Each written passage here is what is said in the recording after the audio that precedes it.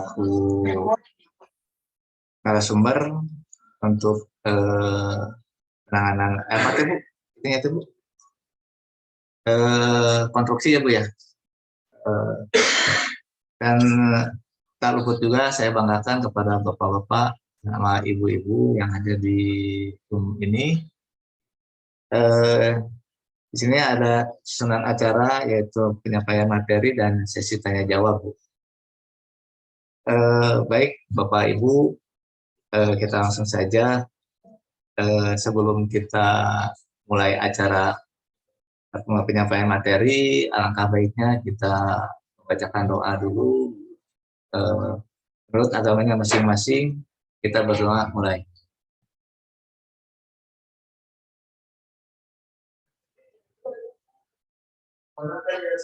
Selesai.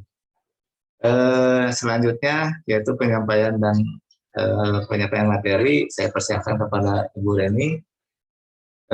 Saya persilakan. Langsung saja Bu.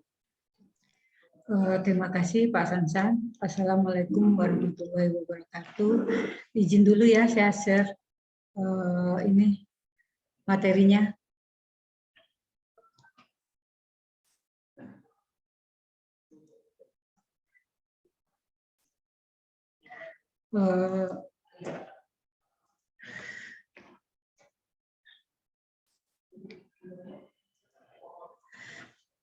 Selamat siang semuanya.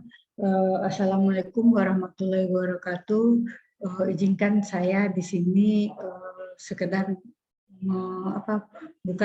kita diskusi aja ya, gimana prosedur dan mekanisme pelaksanaan kontrak konstruksi dalam perspektif tata kelola pengadaan barang jasa. Soalnya di sini ini dengan hal-hal kecil misalnya melakukan di luar prosedur itu menyebabkan tindakan melawan kesalahan administrasi tapi bisa ke pidana. Jadi walaupun itu di dalam baju coklat sendiri mereka tetap melakukan prosedur-prosedur dan mekanisme pelaksanaan kontrak. Kalau melalaikan ini kadang-kadang tersandung di sini. Jadi kita di sini cuma diskusi ya, bukan saya berarti lebih pintar atau lebih apa. Cuma saya kemarin pernah jadi narasumber di LKPP, waktu itu diminta untuk pelaksanaan kontrak konstruksi itu seperti apa gitu. Jadi di sini saya coba memberikan lagi gimana nanti kita diskusi. Sebelumnya perkenalkan dulu nama saya Reni Warti, saya bekerja di Kementerian PUPR, tepatnya di Balai Pelaksanaan Penyediaan Perumahan Sumatera 4. Pengalaman saya pernah jadi PPK, Pokja, pejabat pengadaan, panitia prima hasil pekerjaan, dulu sebelum jadi PNS di kontraktor, di konsultan. Lama juga saya di kontraktor ya, 8 tahun, terus di konsultan. Pendidikan saya S1 Teknik Sipil, S2 Manajemen Konstruksi. Jadi sertifikat yang saya miliki yaitu kompetensi pejabat pemuat komitmen yang dikeluarkan oleh BNSP, terus kompetensi pekerja pemilihan yang dikeluarkan oleh BNSP dan CCMS. Terus pembahasan yang disampaikan di sini yaitu dalam rangka sebagai bahan diskusi ya Bu. Jadi materinya diambil dari Perpres 12 tahun 2000, kesalahan nulis tahun 2021 yaitu peraturan lembaga nomor 12 tahun 2021 serta modul pengadaan barang jasa yang saya dapat di diklat pelatihan. Terus peraturan pemerintah nomor 14 tahun 2021 di mana perubahan atas nomor 22 tahun 2020 yaitu peraturan pelaksanaan Undang-Undang nomor 2 tahun 2017 tentang jasa konstruksi. Jadi pelaksanaan jasa kontrak kerja konstruksi ini yaitu dimulai dari persiapan, pelaksanaan kontrak dan serah terima. Dalam pelaksanaan kontrak itu kadang-kadang terjadi adendum atau denda ganti rugi atau terjadi bencana alam, apa itu disebutnya kompensasi, atau pekerjaan itu tidak selesai, pemutusan atau penghentian kontrak. Jadi tahap pelaksanaan kontrak itu dimulai dari SPBJ, sudah itu rapat persiapan penandatangan kontrak, terus penandatangan kontrak. Inilah bedanya kalau dulu sebelum Perlem LKPP nomor 12, sebelumnya nomor 9 ya, itu tuh ada sebelum SPPJ ada rapat dulu PO meeting, sekarang tidak ada lagi. Jadi di situ bedanya Perlem lama dengan Perlem yang nomor 12. Terus penandatanganan kontrak, terus ke lokasi, sudah itu surat perintah mulai kerja. Jadi penandatanganan kontrak itu dengan surat perintah mulai kerja itu paling lama 14 hari kerja. Sudah itu PCM itu dari SPK 7 hari, terus dari SPK ke mobilisasi itu paling lama 30 hari, terus waktu pelaksanaan pekerjaan, serah terima, dan pengakhiran pekerjaan. Jadi yang disebut kontrak adalah yaitu dari penandatanganan kontrak, ini sampai serah terima akhir dari pekerjaan itu namanya masa pelaksanaan kontrak. Tapi kalau dari SPK dari surat perintah mulai kerja sampai serah terima pertama atau PAO itu namanya masa pelaksanaan kontrak. Jadi yang diberi denda-denda itu pada masa pelaksanaan kontrak, bukan pada masa kontrak. Jadi dibedakan ya Bapak-bapak, Ibu-ibu, yang maksud dengan kontrak apa dan maksud dengan pelaksanaan kontrak apa. Jadi kan kadang-kadang sudah berkontrak ternyata ada hal-hal yang lain,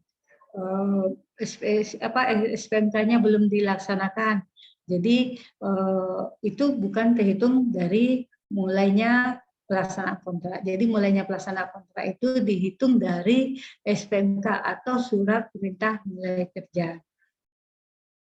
Terus tadi itu pekerjaan pertama tadi yaitu rancangan kontrak. Jadi rancangan kontrak itu kita membuat rancangan kontrak dengan baik sebelum seleksi. Sebelum misalnya kalau sekarang kan udah hampir bergeser dari tender-tender menjadi katalog apa. Jadi itu tetap ada SPK atau rancangan kontraknya. Jadi kita harus buat rancangan kontrak itu benar-benar untuk pengendalian kontrak, untuk pelaksanaan kontrak yang baik itu. Pengulangan kontrak dilakukan sejak membuat draft kontrak. Jadi ketika tanda tangan kontrak dari waktu ke waktu.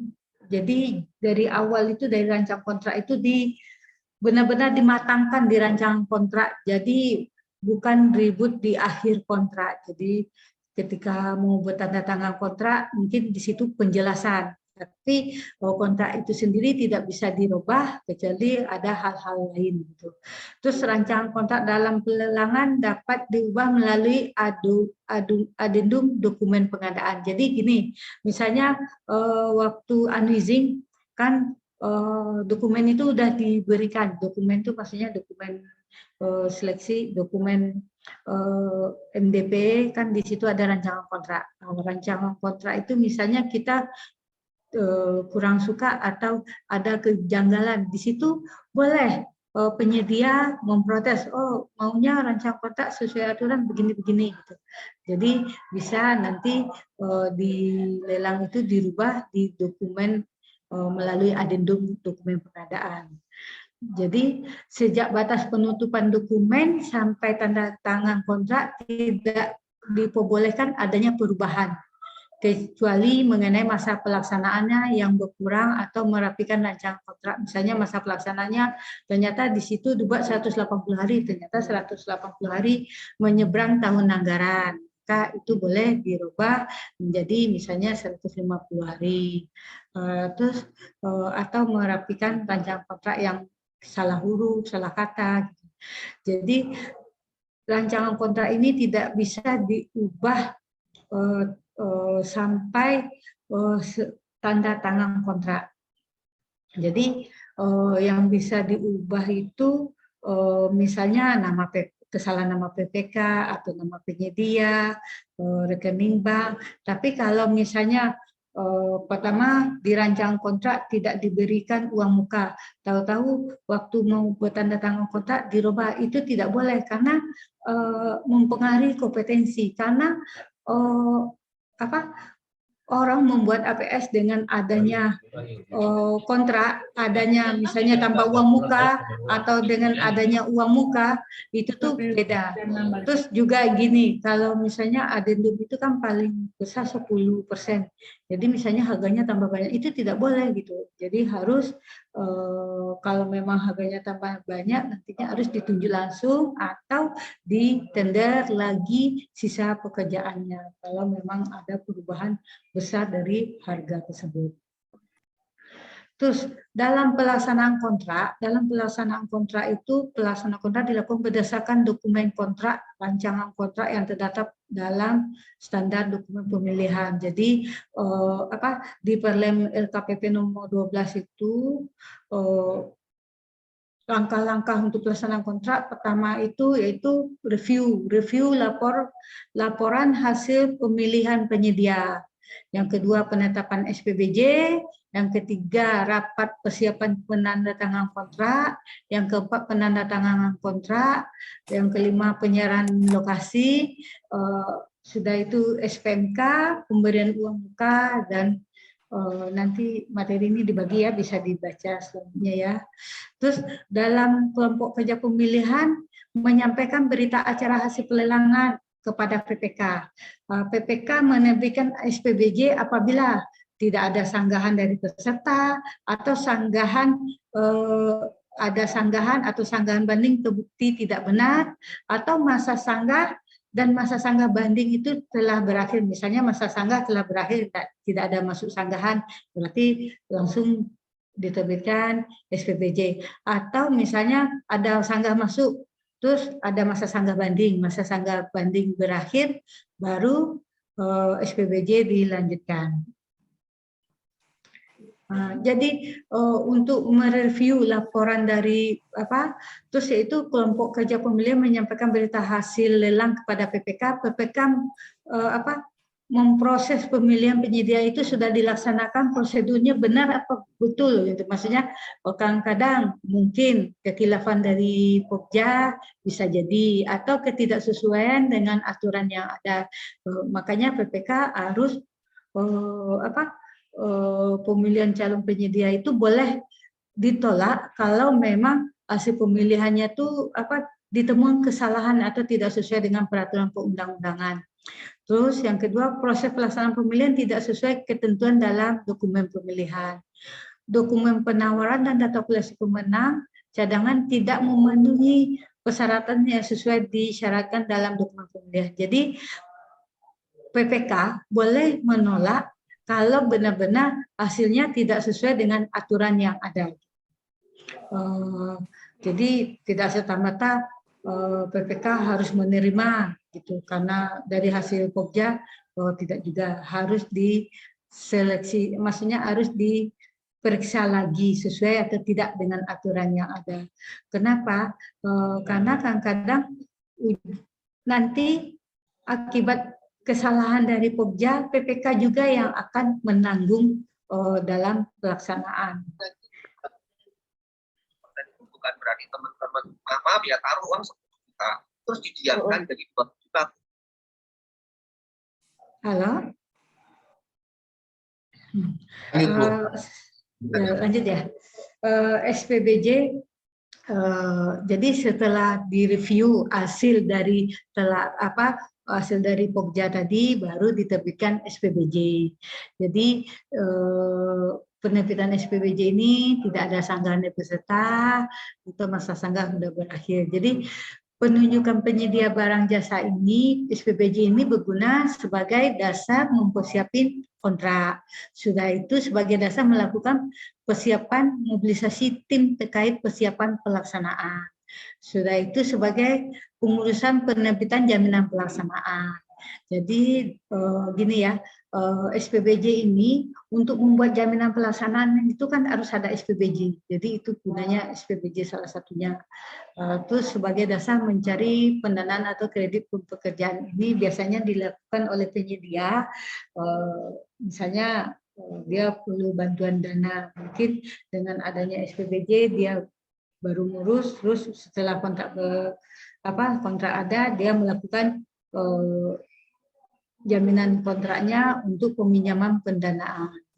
Itu sering juga dilakukan oleh kontraktor kecil ya. Tapi jangan dianggap itu salah loh. Kadang-kadang dengan kontraktor kecil dia melakukan ini, pekerjaan itu cepat selesai. Kenapa? Karena dia tidak mau bunga bank itu lama, gara-gara dia lama pelaksanaannya, maka pembayarannya bunga banknya banyak. Makanya kadang-kadang jadi motivasi juga bagi mereka peminjaman itu untuk benar-benar pelaksanaan kontraknya benar-benar mereka kerjakan dengan benar. Kenapa? Karena untuk penjaminan di bank itu bukan kontrak aja, ternyata ada penjaminan lainnya juga, termasuk sertifikat tanah apa-apa. Jadi ini sebagai pendukung mereka untuk meminjam ke bank. Tapi ini ya, kalau ada bank mengkonfirmasi kepada PPK, minta tolong PPK jangan disangkut pautkan dengan ini, itu tuh urusan kontraktor. Jadi jangan PPK menyetujui atau memberi tanggapan, ya bilang aja ini urusan mereka Pak, urusan saya cuma masalah SPBJ kontrak dan pelaksanaan. Soalnya nanti pernah juga dulu ujung-ujungnya waktu saya jadi PPK bank konfirmasi, terus saya memang tidak menanggapi, saya bilang ini bukan urusan saya terhadap pelaksanaan kontrak, bukan terhadap pelaksanaan kredit yang berkata. Jadi di sana itu ternyata ada juga teman yang menyetujui, ujung-ujungnya ada kesalahan, PPK juga yang kena jadinya gitu. Jadi kita tidak perlu menanggung, bukan beban kita selaku PPK gitu kan. Jadi hal-hal yang perlu diperhatikan waktu SPBJ yaitu kepada siapa ditujukan, paket pekerjaannya, dasar penerbitan SPBJ, harga, persalinan jaminan dan batas akhir penyerahan ditandatangani oleh PPK, distribusikan SPBJ. Jadi kalau misalnya PPK itu pakaikan penginputan lewat SPSE ya, langsung tinggal ngisi, terus langsung dikirim ke penyedia. Jadi SPBJ ini diterbitkan paling lambat 5 hari kerja setelah pejabat pembuat komitmen menerima berita acara hasil pemilihan. Jadi dalam DIPA misalnya belum terbit, SPBJ dapat ditunda, diterbitkan sampai DPA atau DIPA keluar. Jadi misalnya tadi permasalahan misalnya dari review dilaksanakan oleh PPK, ternyata ini ya menolak itu tuh harus diketahui oleh PA atau KPA untuk ini dikembalikan atau tidak. Tapi untuk ini PPK tetap misalnya secara dia tetap mengembalikan, tapi secara prudensial antara atasan bawahan harus tahu KPA gitu. Tapi kalau terjadi perselisihan antara Pokja dan PPK, maka KPA yang menetapkan atau PA yang menetapkan ini diteruskan atau dibatalkan gitu.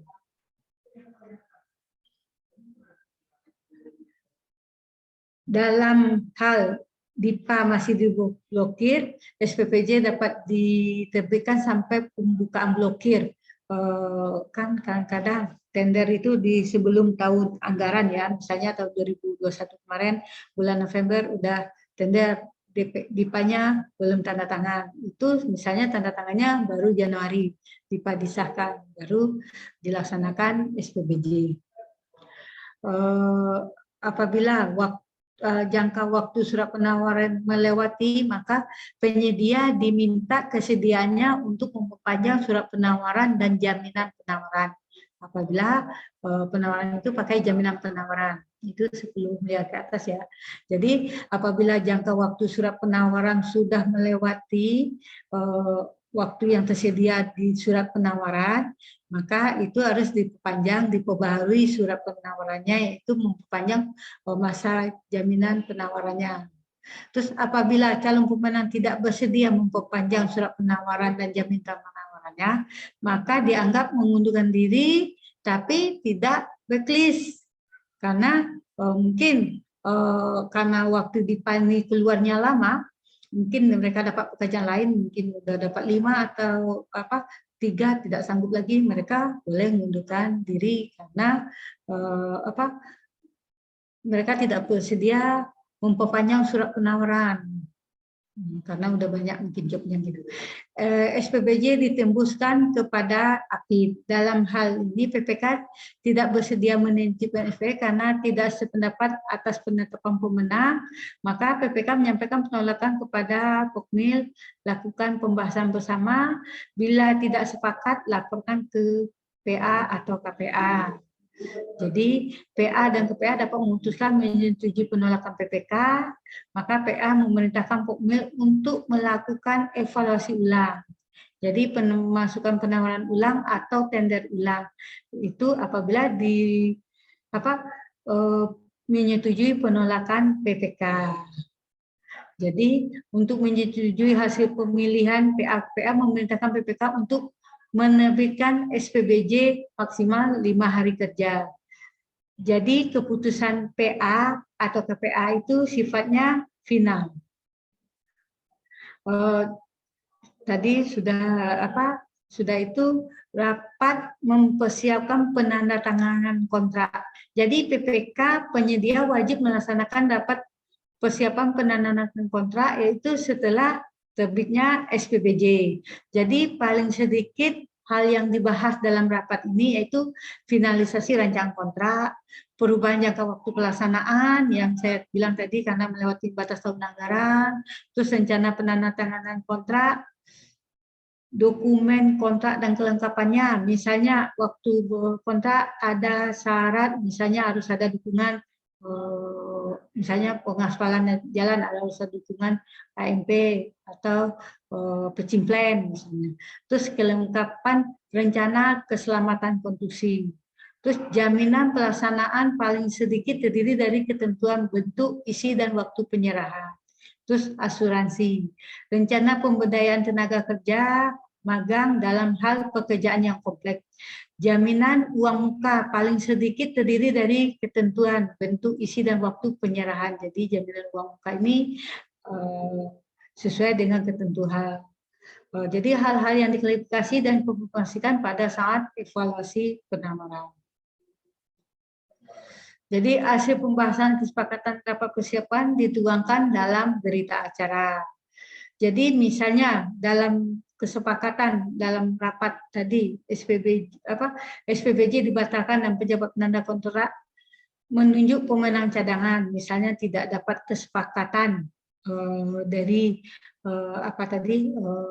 rapat untuk persiapan penandatanganan kontrak, maka SPBJ dapat dibatalkan dan pejabat penandatanganan kontrak menunjuk pemenang cadangan jika penyedia tidak memenuhi ketentuan dalam rapat persiapan. Kan misalnya dalam spek itu mereka harus membutuhkan dukungan, misalnya dukungan AMP, itu kan bukan persyaratan di waktu tender, itu persyaratan di waktu kontrak. Jadi waktu kontrak harus ada penjaminan dukungan misalnya untuk pekerjaan jalan AMP kan. Jadi harus ada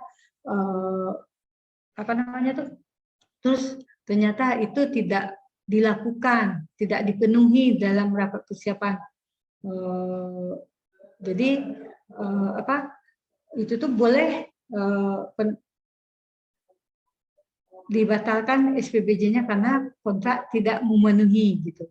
Terus penandatanganan kompleks dilakukan setelah memperoleh pendapat ahli kontrak. Misalnya pekerjaan kompleks itu dilakukan setelah pendapat ahli kontrak. Jadi tanda tangan kontrak itu yang pekerjaan kompleks itu tuh memperoleh dapat dari ahli bahwa kontrak ini sudah benar, itu biasanya dilakukan oleh BUMN. Jadi rapat persiapan penandatanganan kontrak dinyatakan gagal oleh PPK dalam hal penyedia tidak menyepakati dengan alasan yang objektif dapat diterima oleh PPK, maka penyedia tidak dikenakan sanksi apapun. Penyedia tidak menyepakati dengan alasan tidak objektif tidak dapat diterima oleh PPK, maka diberi sanksi daftar hitam atau pencairan jaminan penawaran. Kenapa? Misalnya penyedia alasannya tuh misalnya kan di dalam waktu rancangan kontrak, waktu apa ada persyaratan berkontrak, misalnya salah satunya dukungan, contohnya dukungan aja ya, dukungan AMP apa dukungan kecipilan tadi untuk beton ready mix pembuatan jalan, maka atau pembuatan gedung, maka ini apa mereka tidak memenuhi, maka karena dari awal mereka udah tahu nih, maksudnya dari waktu sebelum tender aja, waktu dokumen diberikan udah tahu harus waktu berkontrak harus ada A, B, C misalnya persyaratan tidak dipenuhi, maka itu tuh diberikan sanksi daftar hitam. Terus misalnya apa penyedia yang tidak dikenakan sanksi, misalnya gini. Ternyata dengan batas waktu yang ada pelaksanaan dari 180 hari menjadi 100 hari. Karena ketidakmampuan penyedia tidak mau. Itu tidak dikenakan sanksi. Jadi penyedianya tidak dikenakan sanksi. Jadi ada yang penyedia dikenakan sanksi karena tidak bertanda tangan, ada penyedia dikenakan sanksi. Jadi itu harus dipahami oleh PPK. Jadi pelaksana penandatanganan kontrak itu pejabat penandatanganan kontrak, penyedia wajib memeriksa kembali rancangan kontrak meliputi substansi redaksional, angka, huruf serta membubuhkan paraf pada setiap lembar dokumen kontrak. Jadi pejabat penandatanganan kontrak ini bisa PPK ya, kalau di PBD itu biasanya PA atau PPA karena mereka yang melaksanakan perikatan yang mengakibatkan pengeluaran anggaran. Jadi kontrak ditandatangani dengan ketentuan DIPA telah disahkan, DIPA atau DPA telah disahkan. Penandatanganan kontrak dilakukan paling lambat 14 hari kerja setelah diterbitkan SPBJ, kecuali apabila DIPA belum disahkan. Jadi ditandatangani oleh pihak yang berwenang menandatangani kontrak. Jadi itu saya bilang tadi yang ditandatangani oleh pihak yang berwenang tanda tangan kontrak itu PPK atau pejabat penandatangan kontrak.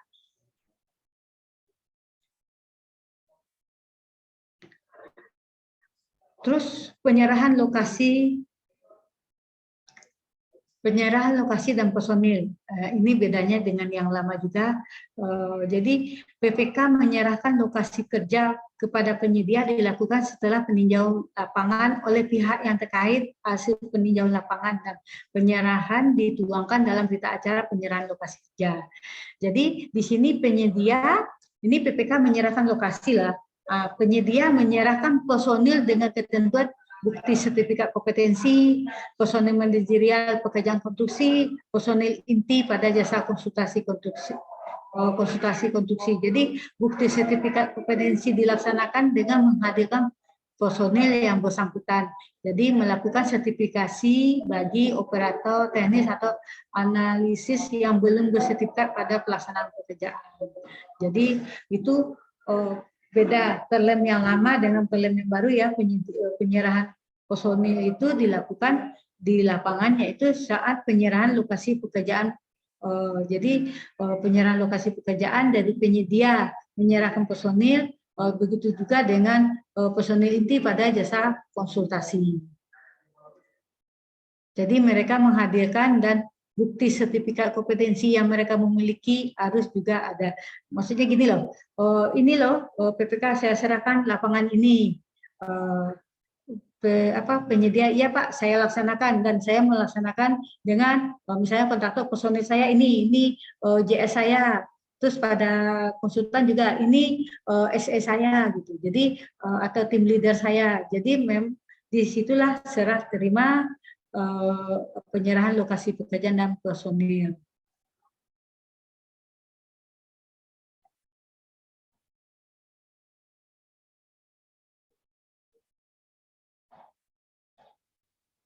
Jadi pemeriksaan bersama, apabila kan ke lapangan tadi pemeriksaan bersama ya, apabila diperlukan pada tahap awal pelaksanaan kontrak, maka para pihak bersama-sama melakukan pemeriksaan lokasi pekerjaan dengan melakukan pengukuran pemeriksaan detail kondisi lokasi pekerjaan untuk setiap tahapan pekerjaan dan rencana mata pembayaran. Untuk pemeriksaan bersama, PA atau KPA dapat menetapkan tim teknis dan PPK dapat menetapkan tim ahli dan tim tenaga ahli. Misalnya waktu pemeriksaan itu ternyata keadaan RAB dengan kondisi existing lapangan berubah misalnya, atau di mana itu tuh PA dan KPA menetapkan tim peneliti kontrak. Jadi dari sana dasarnya mereka menerbitkan SK peneliti kontrak. PPK juga waktu pemeriksaan itu sebelum pemeriksaan mereka sudah menentukan tim ahli atau tenaga ahli untuk membantu PPK memeriksa kondisi di lapangan. Hasil pemeriksaan bersama dituangkan dalam berita acara. Apabila dalam pemeriksaan bersama mengakibatkan perubahan isi kontrak, maka harus dituangkan dalam adendum kontrak. Jadi ini gunanya PA atau KPA menetapkan tim peneliti kontrak. Jadi pemeriksaan atau pengukuran bersama itu disebut juga mutual check atau internal ya. Nah, jadi pemeriksa itu ditanya kondisi lapangan, kesesuaian desain dan mata pembayaran, sesuai atau tidak sesuai. Jadi kalau sesuai buat berita acara sesuai, tapi kalau tidak sesuai buat berita acara pemeriksaan bersama, penyesuaian desain dan lingkup pekerjaan. Terus persetujuan PPK, adendum. Jadi ini dibuat pemeriksaan penyesuaian seperti apa nanti di rapat PCM juga dibahas gitu. Pada tahap awal pelaksanaan kontrak, PPK dan pejabat melakukan pengukuran pemeriksaan secara detail. Itu PA dapat membentuk itulah panitia peneliti kontrak. Jadi untuk membuat adendum itu harus ada punya panitia peneliti kontrak. Jadi hasil pemeriksa dituangkan dalam berita acara yang mengakibatkan isi kontrak dituangkan dalam adendum. Jadi dilakukan evaluasi kesesuaian akurasi desain. Jadi desain yang ada di gambar telah dilelang, disesuaikan, apa perlu perubahan atau gimana gitu. Terus jadi sebelum ini mobilisasi kan, jadi ditinjau desainnya itu dulu gitu. Setelah itu diberi pengecekan. Jadi waktu penyerahan di lapangan tadi kan ada PPK, ada konsultan. Nah, jadi mereka yang melakukan semuanya. Jika ada perubahan, maka PPK melaporkan ke PA atau KPA. PPK membukukan persetujuan hasil tinjauan ulang perencanaan. Jadi dari hasil tinjauan itu buat berita acara di lapangan itu ditandatangani hasil tinjauannya. Jadi biar apa maksudnya tuh nanti misalnya di minimal draft itu udah disepakati bahwa ada perubahan.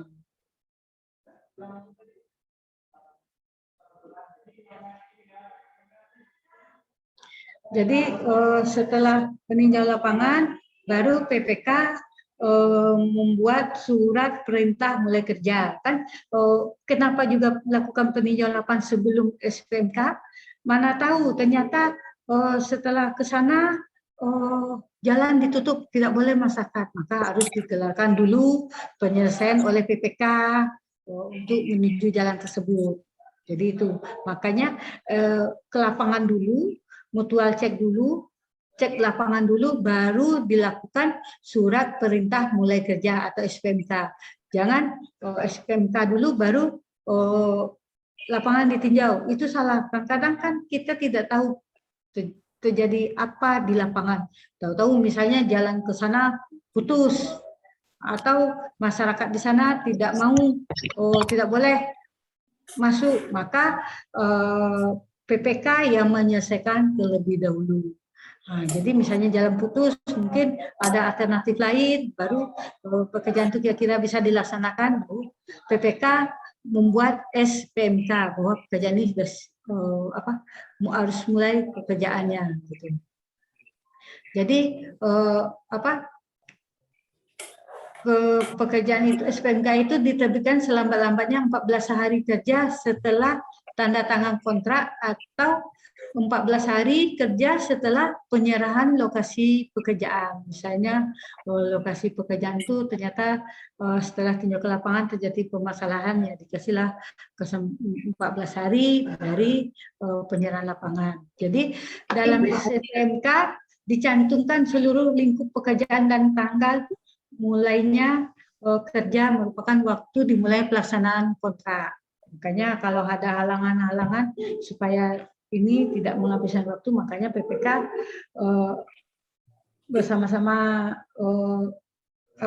kontraktor dan konsultan ke lapangan meninjau, jangan terjadi karena kalau udah SPMK berarti udah dihitung waktu pelaksanaan pekerjaan. Jadi gara-gara yang hal-hal yang tidak perlu ditangani oleh penyedia, waktu terhalang. Misalnya pekerjaan itu belum dapat dilaksanakan, belum bisa dimulai karena ini, itu jangan. Jadi adanya ke lapangan bersama, maka PPK mengeluarkan SPMK karena udah kesiapan lapangan.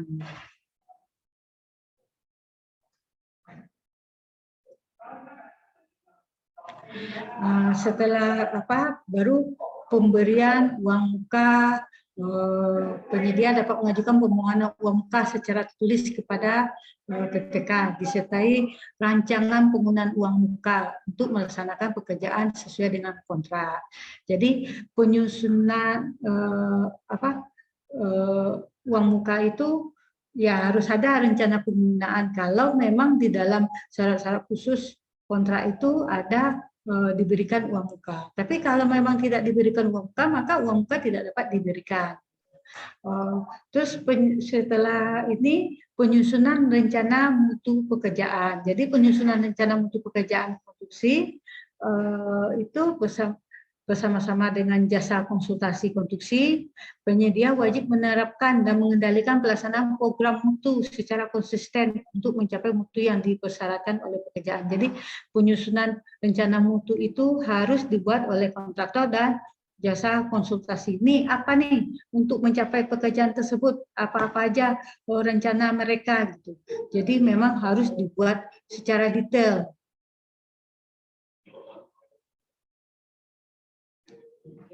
Jadi rencana mutu pekerjaan itu terdiri dari rencana pelaksanaan pekerjaan, rencana pemeriksaan dan pengujian, pengendalian subpenyedia dan pemasok, struktur organisasi penyedia, jadwal pelaksanaan pekerjaan, gambar desain dan tahapan pekerjaan, dan rencana kerja pelaksanaan atau schedule seperti apa.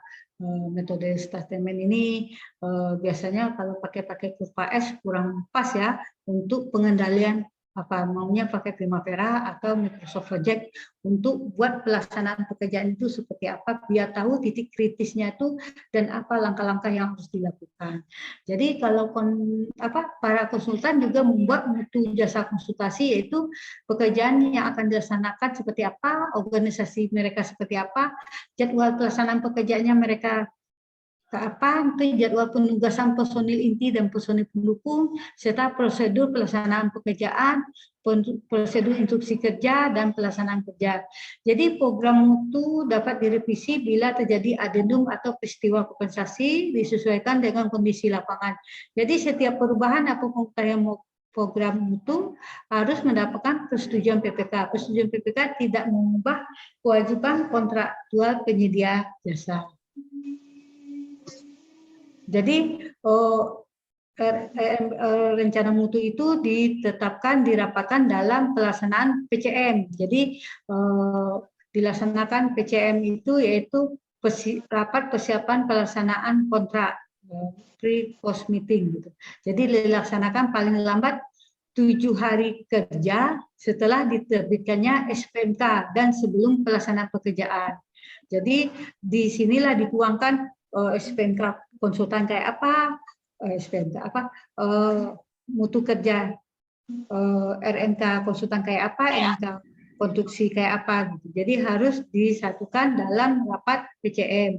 Jadi hasil rapat dituangkan dalam berita acara rapat persiapan pelaksanaan kontrak. Apabila dalam rapat mengakibatkan perubahan isi kontrak, maka harus dituangkan dalam adendum kontrak. Jadi maksudnya gini, misalnya dalam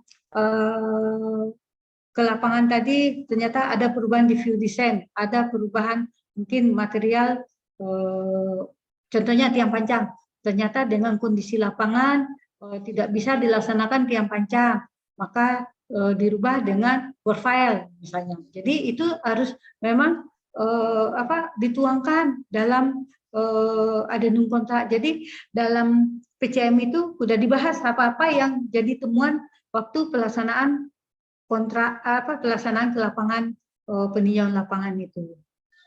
Jadi itu juga terus PA dalam ini dalam hasil dari PCM ini PA atau PA membentuk panitia peneliti pelaksana kontrak atau untuk membuat adendum.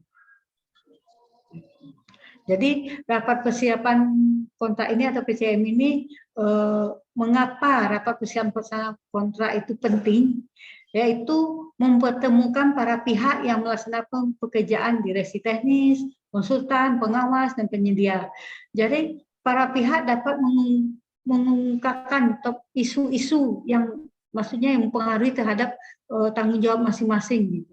Terus para pihak dapat berdiskusi tentang cara paling efektif untuk menyelesaikan pekerjaan standar mutu persyaratan. Jadi PCM ini menyelaraskan, menyatukan persamaan persepsi untuk pelaksanaan kontrak tersebut. Terus permasalahan dalam pelaksanaan PCM ini, penyedia tidak hadir atau yang dihadirkan itu bukan personil manajerial yang pas ya. Kadang-kadang asal-asalan aja gitu yang hadir. Itu permasalahan yang sering terjadi dalam PCM. Padahal harusnya PCM ini yang hadir benar-benar misalnya JS-nya atau manajernya yang memang benar melaksanakan pekerjaan tersebut. Terus sering juga permasalahan di PCM ini hasil kesepakatan tidak dituangkan dalam berita acara sehingga terdapat adendum kontrak hasil pembahasan PCM potensi menimbulkan sengketa karena tidak dicatat, tidak diapa. Jadi kesepakatan itu lupa misalnya nanti potensi menimbulkan sengketa antara penyedia, konsultan, dan PPK. Jadi strategi permasalahan saat rapat persiapan PCM ini itu para pihak membangun koordinasi dan komunikasi aktif penyedia, menyiapkan personil manajerial. Setelah rapat PCM selesai, para pihak membuat berita acara dan para pihak melaksanakan kontrak dengan itikat baik dan bertanggung jawab. Jadi strateginya harus tercapai, harus disiapkan dalam PCM untuk pelaksanaan kontrak. Jadi rapat persiapan kontrak ini memang yang tadi penerapan SMK, PKK, RNPK, rencana pekerjaan pengelolaan pemantauan lingkungan, rencana manajemen lalu lintas, rencana kerja, organisasi, semuanya harus terbahas dalam PCM.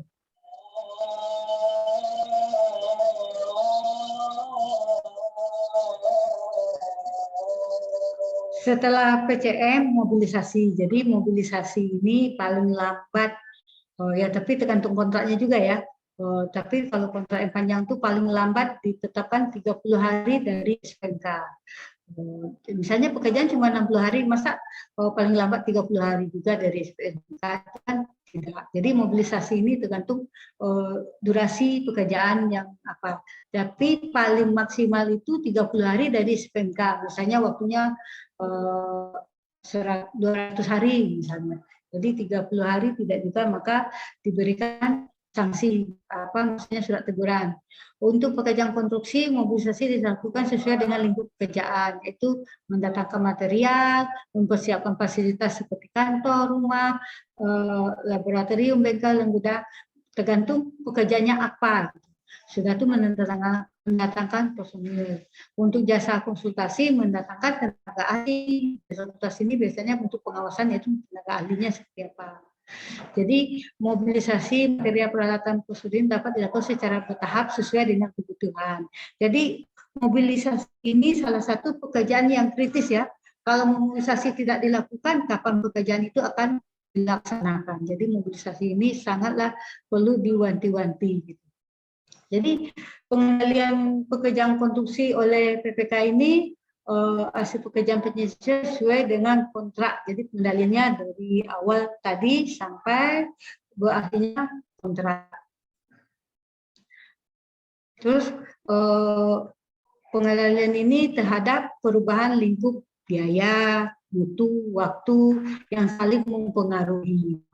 Jadi lingkup pekerjaannya apa, surat perjanjian apa, kegiatan di lapangan itu apa. Jangan-jangan di kontrak beda, di lapangan beda itu. Makanya harus sesuai. Jadi disesuaikan ketentuan waktu itu, waktu di perjanjian berapa, syarat jadwal pelaksanaan itu apa, ketentuan mutu dan speknya itu seperti apa yang diminta, gitu gambarnya.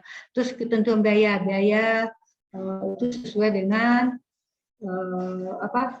penawaran yang ditawarkan.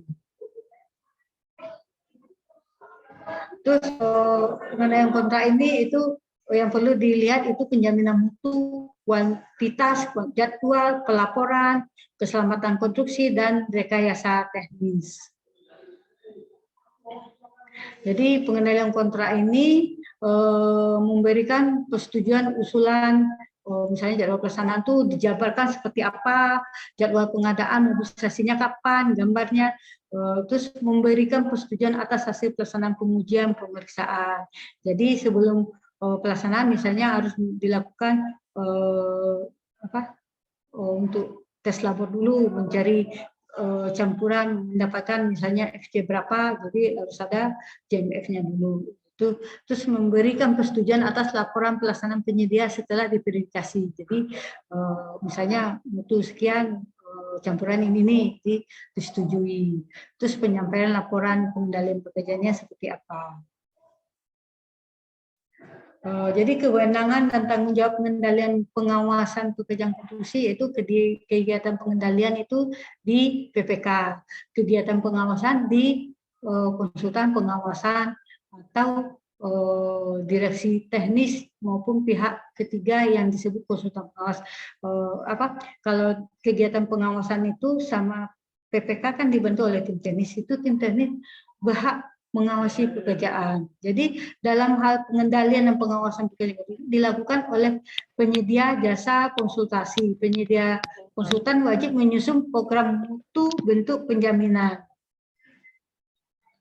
Jadi ini contoh yang di rusun. Jadi bisa dibaca ya apa aja rencana mutu kontrak yang ada di ini dicontoh di rusun di tempat kerja saya. Jadi apa aja yang dilaksanakan.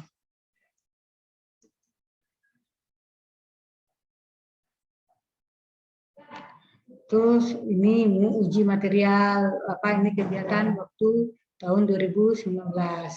Jadi ini bisa dibaca ya pemeriksaan mutunya seperti apa. Jadi kritis adalah sebuah keadaan sangat kritis berbeda dengan pada kondisi waktu paling awal. Jadi semua pekerjaan itu kita harus mencari alur kritisnya itu di mana. Selain kritis, misalnya kita lihat dari waktu kontrak kritisnya di mana. Waktu pelaksanaan kontrak ini harus ada juga titik kritisnya di mana. Jadi pekerjaan mana yang harus dimulai, yang mana yang apa. Jadi harus kita lihat semua, harus di breakdown semua. Jadi pengertian titik kritis ini bersifat strategis rencana tindakan yang akan disusun. Jadi misalnya pekerjaan pembangunan gedung, berada lintasan strategisnya itu seperti apa, waktu pelaksananya berapa, bersifat umum atau mencakup perkembangan misi dan misi organisasi. Jadi titik kritis di proyek konstruksi yaitu dengan mengadakan network AOA, yaitu di mana pekerjaan itu tidak bisa diundur dan tidak bisa dimajukan. Jadi itu kita harus cari titik kritisnya. Misalnya pekerjaan pembangunan dusun. Pekerjaan pembangunan dusun itu harus dilaksanakan misalnya pondasinya berapa hari, betonnya berapa hari, karena setiap tingkatannya itu misalnya ada 5 lantai itu kan, untuk menuju ke lantai itu harus ada butuh waktu karena umur beton. Jadi itu tuh harus dilaksanakan di breakdown pekerjaan itu masing-masing dan kapan titik kritisnya, dan itu harus dilaksanakan terlebih dahulu.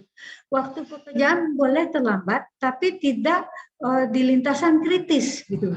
Tapi kalau di lintasan kritis terlambat, maka pekerjaan selanjutnya akan terlambat. Jadi misalnya kita udah terlambat, tapi titik kritisnya dilaksanakan dengan pas, cuma misal pekerjaan pendukungnya yang tidak dilaksanakan, itu masih lumayan, masih bisa diapakan. Jadi waktu kritis itu yang harus dikejar dulu, harus tepat, karena waktu itu tidak bisa mundur, tidak bisa didahulukan gitu. Pekerjaannya harus pas. Jadi itu perlu. Jadi suatu pekerjaan walaupun manajemennya bagus, misalnya kontraknya bagus, PCM bagus apa, tapi waktu pelaksanaan kontrak waktu pelaksanaan jalur kritisnya tidak diindahkan, misalnya pekerjaan tadi fondasi, pekerjaan beton, pekerjaan rangka atap, itu tuh harus sesuai dengan maksud saya waktu PCM itu harus dijabarkan sekali pelaksanaannya seperti apa, biar bisa dikontrol pekerjaan tersebut. Misalnya di waktu sebulan ke depan bobotnya udah sekian, ternyata dalam pelaksanaannya kurang. Oh, ternyata kalau misalnya itu dibuat di MS Project, itu tuh bisa, kalau dialihkan sini waktunya akan berubah begini, maka apa yang harus langkah yang harus diperbanyak. Jadi memang harus dilaksanakan dengan tepat, waktu yang kritis ini harus dilaksanakan sesuai dengan waktunya. Jadi keterlambatan pelaksanaan pekerjaan kontrak kritis itu pada 0 sampai 70%, keterlambatan boleh 10%. Lebih dari 10% berarti dilakukan dianggap kontrak udah kritis, dilakukan show cosmetic. Terus pada 70 sampai 100 keterlambatan 5% masih aman. Tapi kalau lebih dari 5% maka dilakukan juga show cosmetic atau tindakan apa yang harus dilaksanakan supaya pekerjaan tersebut bisa dikendalikan sesuai dengan tepat waktu. Jadi kontrak kritis periode kedua itu melampaui tahun anggaran, itu juga perlu dipertimbangkan. Nah, ini kurva S ya. Ini tidak bisa menggambarkan, cuma menggambarkan waktu pekerjaan sekian sudah terlambat, tapi di mana penyebabnya tidak bisa. Jadi kita harus menjabarkan di Primavera atau di MS Project. Itu sangatlah fatal. Maksudnya kalau kita, mungkin kalau kegiatan 100-200 juta masih bisa lah. Kalau kegiatan udah gedung 2 lantai, 3 lantai, 4 lantai atau jalan, ini harus melakukan pengendalian. pengendalian yang benar-benar sesuai dengan aturan yang ada. Jadi harus dijabarkan apa pekerjaan yang harus dilaksanakan seperti apa gitu. Jadi kita benar-benar harus ini. Terus karena terjadi keterlambatan itu, maka kita melakukan rapat pembuktian atau show cause meeting. Show cause meeting itu rapat pembuktian merupakan dalam ini ya, dalam proyek konstruksi ya. Kalau di tidak ada show cause meeting ya, dalam Pematang Barat. Jadi show cause meeting itu diadakan oleh PPK, diperintahkan oleh KPA. Diadakan karena adanya kondisi kerja yang dinilai kritis yang menyebabkan waktu pelaksanaannya tidak sesuai. Jadi misalnya pekerjaan terlambat karena peristiwa kompensasi atau pekerjaan terlambat karena perubahan pekerjaan DD, maka ini tidak diberlakukan show cause meeting. Tapi kalau pekerjaan terlambat karena kinerja penyedia, maka dilakukan show cause meeting.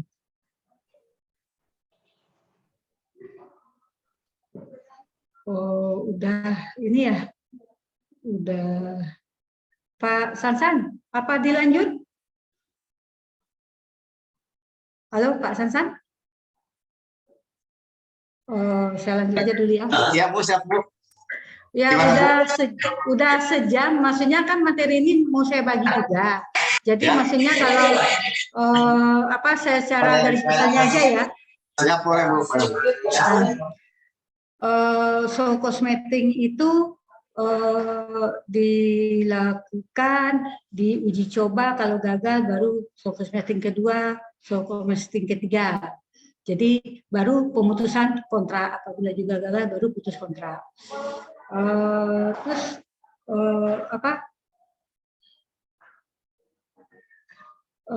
ini bisa dibaca ya. Show cause meeting itu terhadap pekerjaan misalnya gini. Kita ada kontrak 2 gedung nih, 1 gedung udah terlambat, misalnya udah terlambat sekian hari, ternyata sudah 2 kali baru berjalan bagus show cause meeting-nya. Tidak berlaku dengan pekerjaan yang lainnya, maka misalnya untuk pekerjaan lainnya dilakukan show cause meeting awal lagi. Jadi show cause meeting itu untuk pekerjaan tertentu, misalnya abutmen. Show cause meeting waktu abutmen, terlambatnya abutmen. Untuk pekerjaan jembatan atasnya, beda lagi show cause meeting-nya gitu. Jadi show cause meeting itu untuk bukan per item pekerjaannya, per pokok pekerjaan gitu. Terus dalam pekerjaan terlambat perlu mendapat perpanjangan waktu atau waktu dapat diberikan terhadap pekerjaan tambah, perubahan desain, keterlambatan yang disebabkan pengguna jasa, misalnya ya karena masalah tanah tadi tidak bisa masuk ke lokasi proyek, jadi tidak boleh sama masyarakat. Terus tahu PPK belum bisa menyelesaikan, maka itu bisa diberikan tambahan waktu. Jadi keadaan kahar juga, misalnya ada bencana alam atau banjir, itu diberikan tambahan waktu. Lanjut, ini pengendalian kontrak bisa dibaca.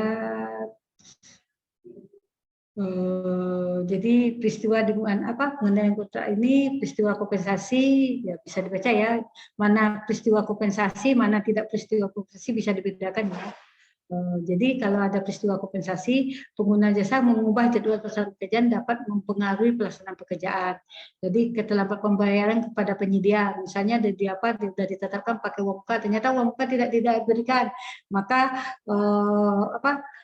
terjadi keterlambatan karena penyedia mencari tambahan dana karena tidak adanya padahal di kontrak udah jelas ada pembayaran, itu boleh peristiwa kompensasi. Terus penyedia belum bisa masuk ke lokasi, itu yang tadi saya katakan.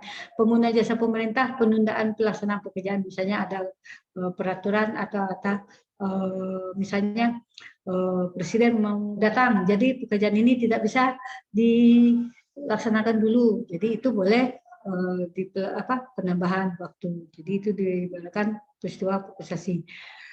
Terus pembayaran prestasi pekerjaan bisa dibaca. Terus ini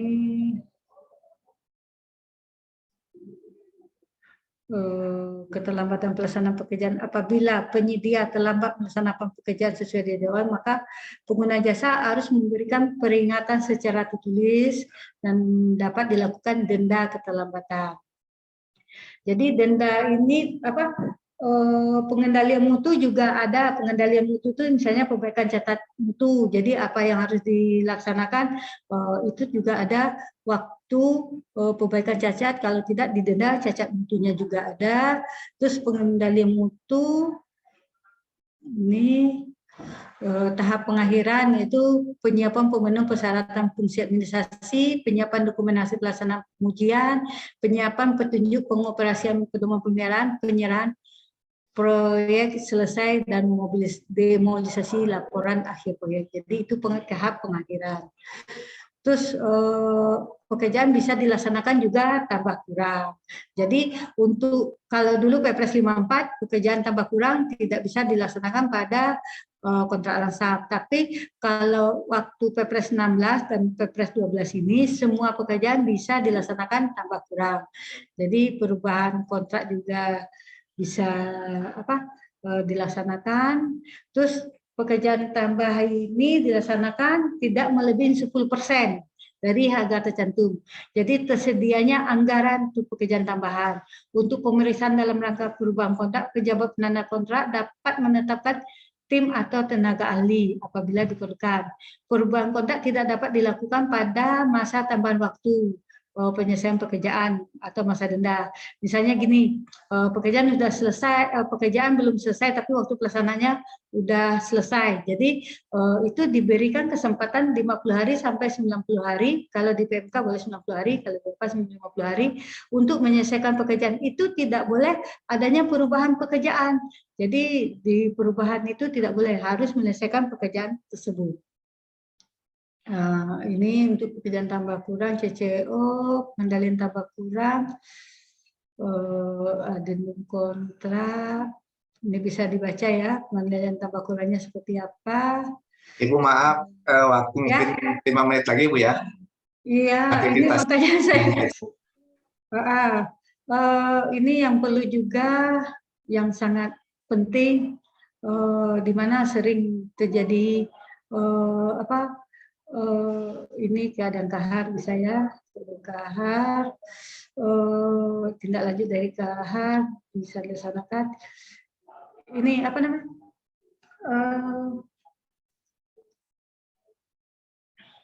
Perpanjang waktu kontrak, perubahan kontrak berupa perpanjang waktu pelaksanaan kontrak karena adanya perubahan kondisi lapangan, force majeure atau peristiwa kompensasi menuntut perpanjang waktu pelaksanaan pekerjaan kontrak.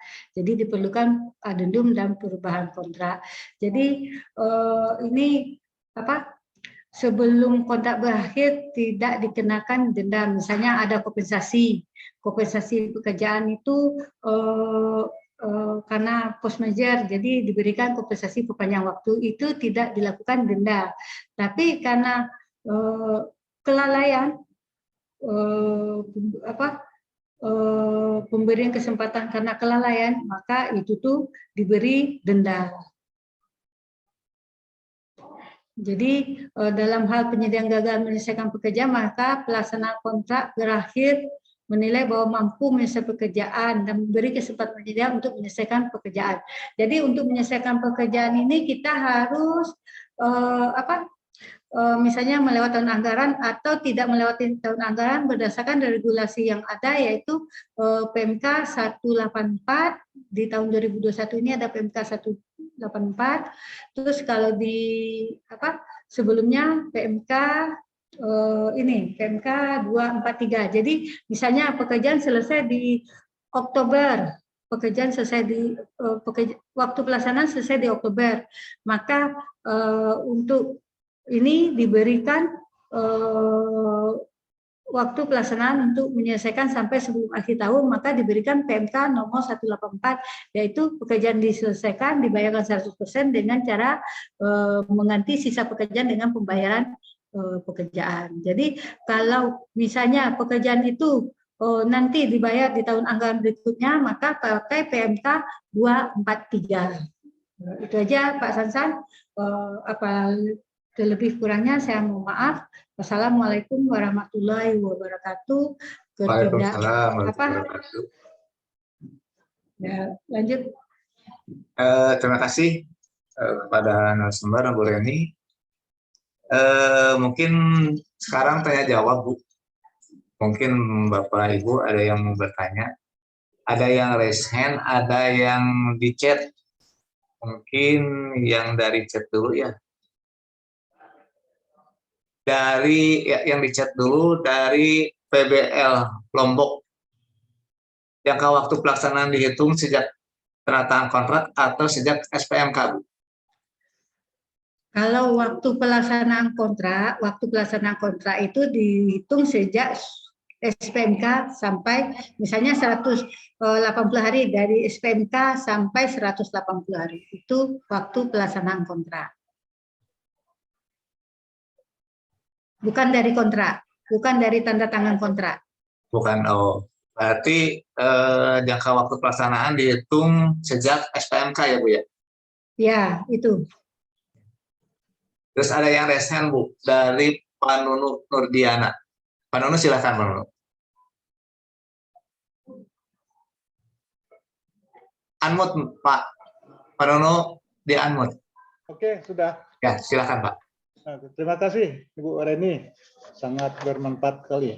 Ini terkait ada tadi SPPJ, setelah kita berikan ke penyedia calon untuk pelaksanaan kontrak, untuk masa kontraknya ini di dalam jaminan untuk menurunkan jaminan pelaksanaan kontrak, itu mulai dari kapan ya? Apakah masa kontrak atau masa pelaksanaan kontrak? Apakah diterbitkan semenjak jaminan itu diterbitkan, udah gitu mulainya dari masa kontrak atau masa pelaksanaan kontrak, Bu? Itu satu. Yang kedua, menanggapi tadi yang Ibu sampaikan pada acara rapat EPCM, yang kita undangkan misalnya pimpinan-pimpinan yang terkait sesuai dengan di dokumen, ternyata yang hadir tadi enggak sesuai yang diharapkan. Itu apa kira-kira sikap PPK? Apakah itu rapat itu ditunda atau gimana? Mohon pandangan. Makasih Bu Reni.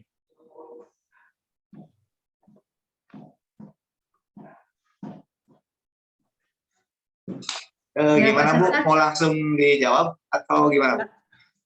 Langsung dijawab aja ya Pak Santa. Silakan. Nah, jaminan pelaksanaan kontrak itu dibuat dari tanggal kontrak. Jadi misalnya Bapak kan SPBJ itu untuk membuat jaminan pelaksanaan kontrak. Jadi jaminan pelaksanaan kontrak waktunya itu dari kontrak ditambah 14 hari, ditambah 28 hari, ditambah 14 hari, Pak. Kalau nggak salah begitu. Ya, jadi waktu jaminan pelaksanaan itu kenapa ditambah 14 hari? Takutnya kan SPMK dari 14 hari ya. Mas, dari SPMK ke kontrak itu 14 hari, maka ditambah 14 hari tadi. Yang 28 hari itu udah ketentuan dari jaminan, dari asuransi tersebut. Bahwa mereka, kan kita ada batas-batas untuk pengurusan, mereka memberikan waktu 28 hari. Jadi, jadi kontrak itu dari tanggal kontrak sampai berakhirnya kontrak ditambah 28 hari, ditambah 14 hari. Gitu, Pak. Pada saat kapan kita menyampaikan itu? Apakah di saat SPPJ? Masalah kan kalau SPPJ itu kan standar Bu ya? Ya, itu udah standar. Itu di mana kita tambahkan? Misal ditambah sekian-sekian apa yang disampaikan itu di mana kira-kira Bu? Biasanya Pak kan gini, orang asuransi itu kan punya aturan, punya regulasi. Memang regulasi mereka udah menetapkan seperti itu. Cuma kita mengecek ada enggak ditambah 14 hari. Takutnya SPMK itu antara kontrak dan SPMK itu misalnya terjadi perubahan, makanya kita minta dirubahkan jaminan pelaksanaan. Kan kalau prediksi kita untuk sementara dari kontrak ke SPMK kan 14 hari Pak, paling lama kita laksanakan. Misalnya SPMK karena kita tinjau lapangan ada permasalahan, SPMK ditunda, maka jaminan pelaksanaan itu dirubah juga gitu Pak. Oh gitu. Ya. Berarti mulai dari masa kontrak tadi ya mulainya atau mulai SPMK? Dari kontrak Pak. dari masa pelaksanaan kontrak. Tadi kan Ibu Iya. mengatakan ada 2, masa kontrak atau masa pelaksanaan kontrak. Dari kontrak, Pak. Dari masa kontrak ya. Ya. Oke. Nah, terus yang perihal yang tadi Bu, rapat PCM yang nggak hadir, yang kita undang gimana sikap PPK Bu?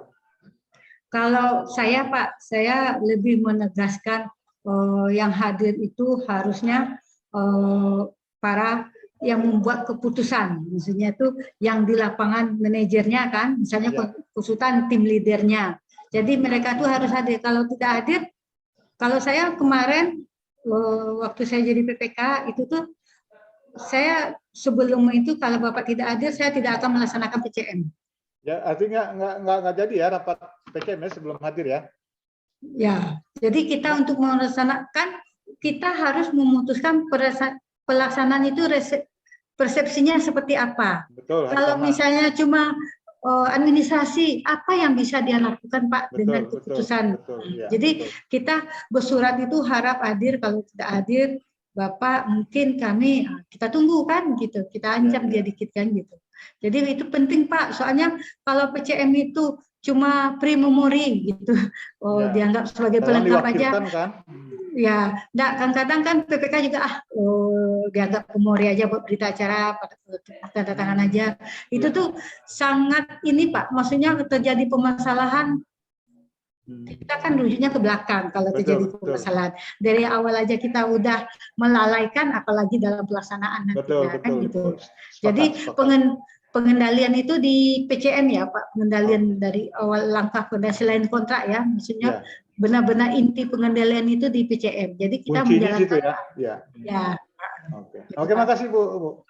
Ya, terima kasih Pak. Gimana Pak Nuno? Sudah? Oke. Ya, walaupun masih nanti praktek lagi. Oh, siap. Makasih. Sekarang kembali lagi ke ini Bu, ada pertanyaan lagi dari chat. Kita bacakan aja Bu ya. Apakah peneliti kontrak boleh digantikan oleh tim pendukung PPK atau tim teknis PPK Bu? Jadi gini, kalau tim peneliti kontrak itu dibentuk orang lain Pak, maksudnya itu bukan dari tim teknis PPK, bukan. Kenapa? Karena dia harus menilai secara objektif gitu, tapi dengan profesional, bukan maksudnya asal ada tim peneliti kontrak tapi mereka tidak bisa menganalisa apa yang ada itu, ya tidak juga kan. Jadi memang harus benar-benar benar-benar ada ini apa namanya tuh pekerja peneliti kontrak tuh benar-benar orang profesional, itu aja. Tapi tidak boleh dari tim teknis. Kalau tim teknis gimana dia menilai gitu? Dia nilai dirinya sendiri kan, itu jadinya. Jadi dia peneliti kontrak ini apakah butuh sertifikatnya atau gimana Bu? Atau nggak sembarang aja? Tidak Pak, keahlian yang penting Pak. Dia bisa enggak menilai justifikasi yang dibuat oleh kontraktor sama jasa konsultasi gitu. Nanti gini Bu, kalau misalnya tidak pakai secara dasar, nanti apabila kita dihadapkan, misalnya Bapak ini ahli peneliti kontrak, mana dasarnya? Kan susah jawabnya nanti. Iya, misalnya Pak, ini pekerjaan konstruksi, ternyata yang dihadirkan sarjana ekonomi kan tidak logis gitu Pak. Iya, maksudnya kan spesialis ahli kontrak gitu Bu.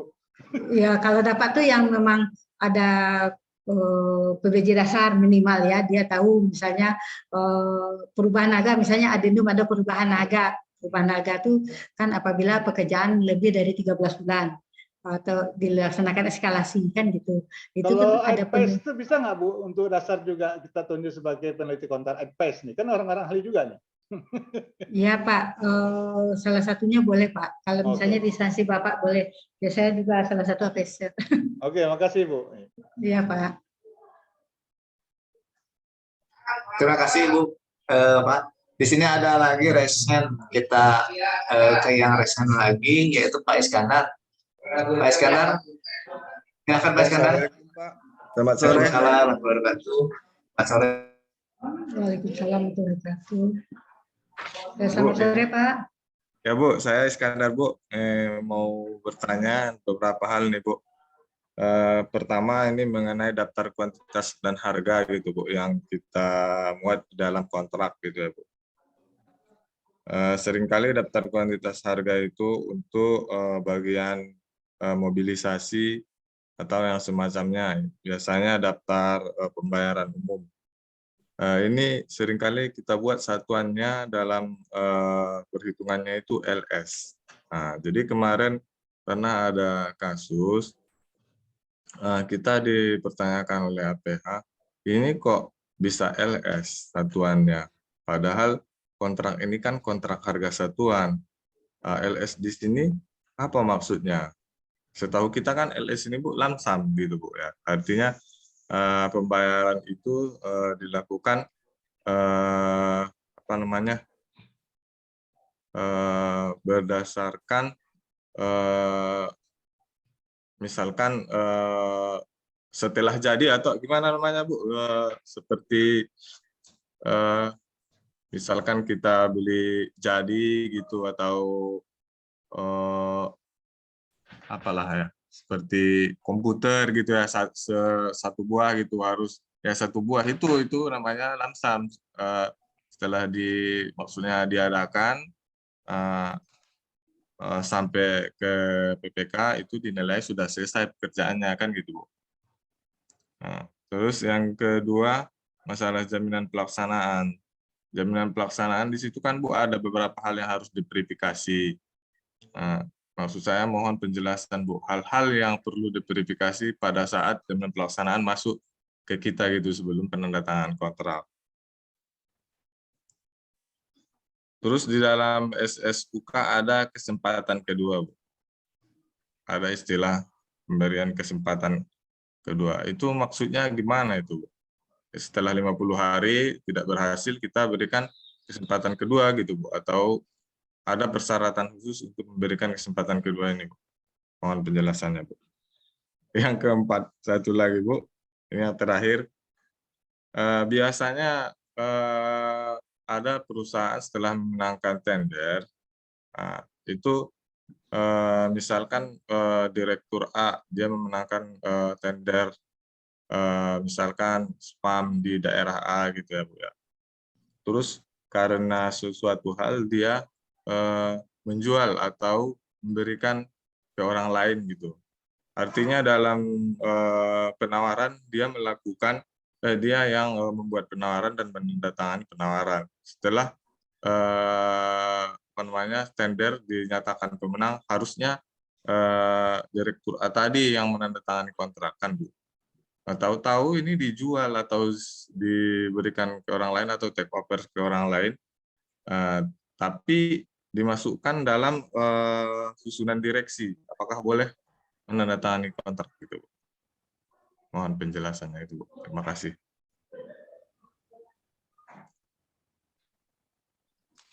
Terima kasih Pak Iskandar. Sangat menarik juga nih Bu pertanyaannya Bu. Ada 4 pertanyaan. Langsung saja Bu, bisa dijawab Bu. Ya, terima kasih. Ini Pak Iskandar, kalau pertanyaan pertama, daftar kuantitas harga pada mobilisasi langsam dan harga satuan. Begini Pak, kalau saya selama ini untuk pekerjaan konstruksi, karena pekerjaan itu tidak selalu tidak selalu harga satuan, maka saya sifatnya gabungan konstruksi harga satuan dan langsam atau langsam dan harga satuan. Jadi untuk pekerjaan mobilisasi atau pekerjaan misalnya yang tidak ada di analisa harga satuan misalnya kan saya buat aja langsam tapi ada detail dasarnya gitu. Jadi itu tuh semuanya itu kalau langsam ya langsam Pak, kalau harga satuan. Tapi kalau gabungan baru langsam dan harga satuan. Jadi kalau misalnya Bapak buat kontrak harga satuan, pemobilisasinya harus jelas Pak. Misalnya satu dump truk, satu eskavator, satu apa gitu kan. Jadi harus jelas. Tapi kalau misalnya Bapak buat langsam misalnya, tapi Bapak jabarkan ada ini, jadi kontrak Bapak memang gabungan, ada eskavator, ada dump truk, ada TR misalnya. Jadi memang memang ada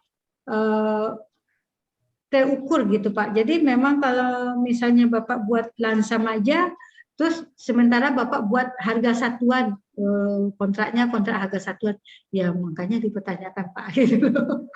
Makanya bagusnya. Nggak jadi masalah Bu ketika kita ada pekerjaan tambah kurang gitu. Jadi maksudnya yang harga satuannya saja yang kita rubah gitu Bu. Ya, lansam tidak bisa kita rubah. Kalau Ya. pekerjaan lansam tidak bisa kita rubah kan. Misalnya kan kayak saya misalnya mobilisasi. Mobilisasi itu terdiri dari apa aja, gitu kan?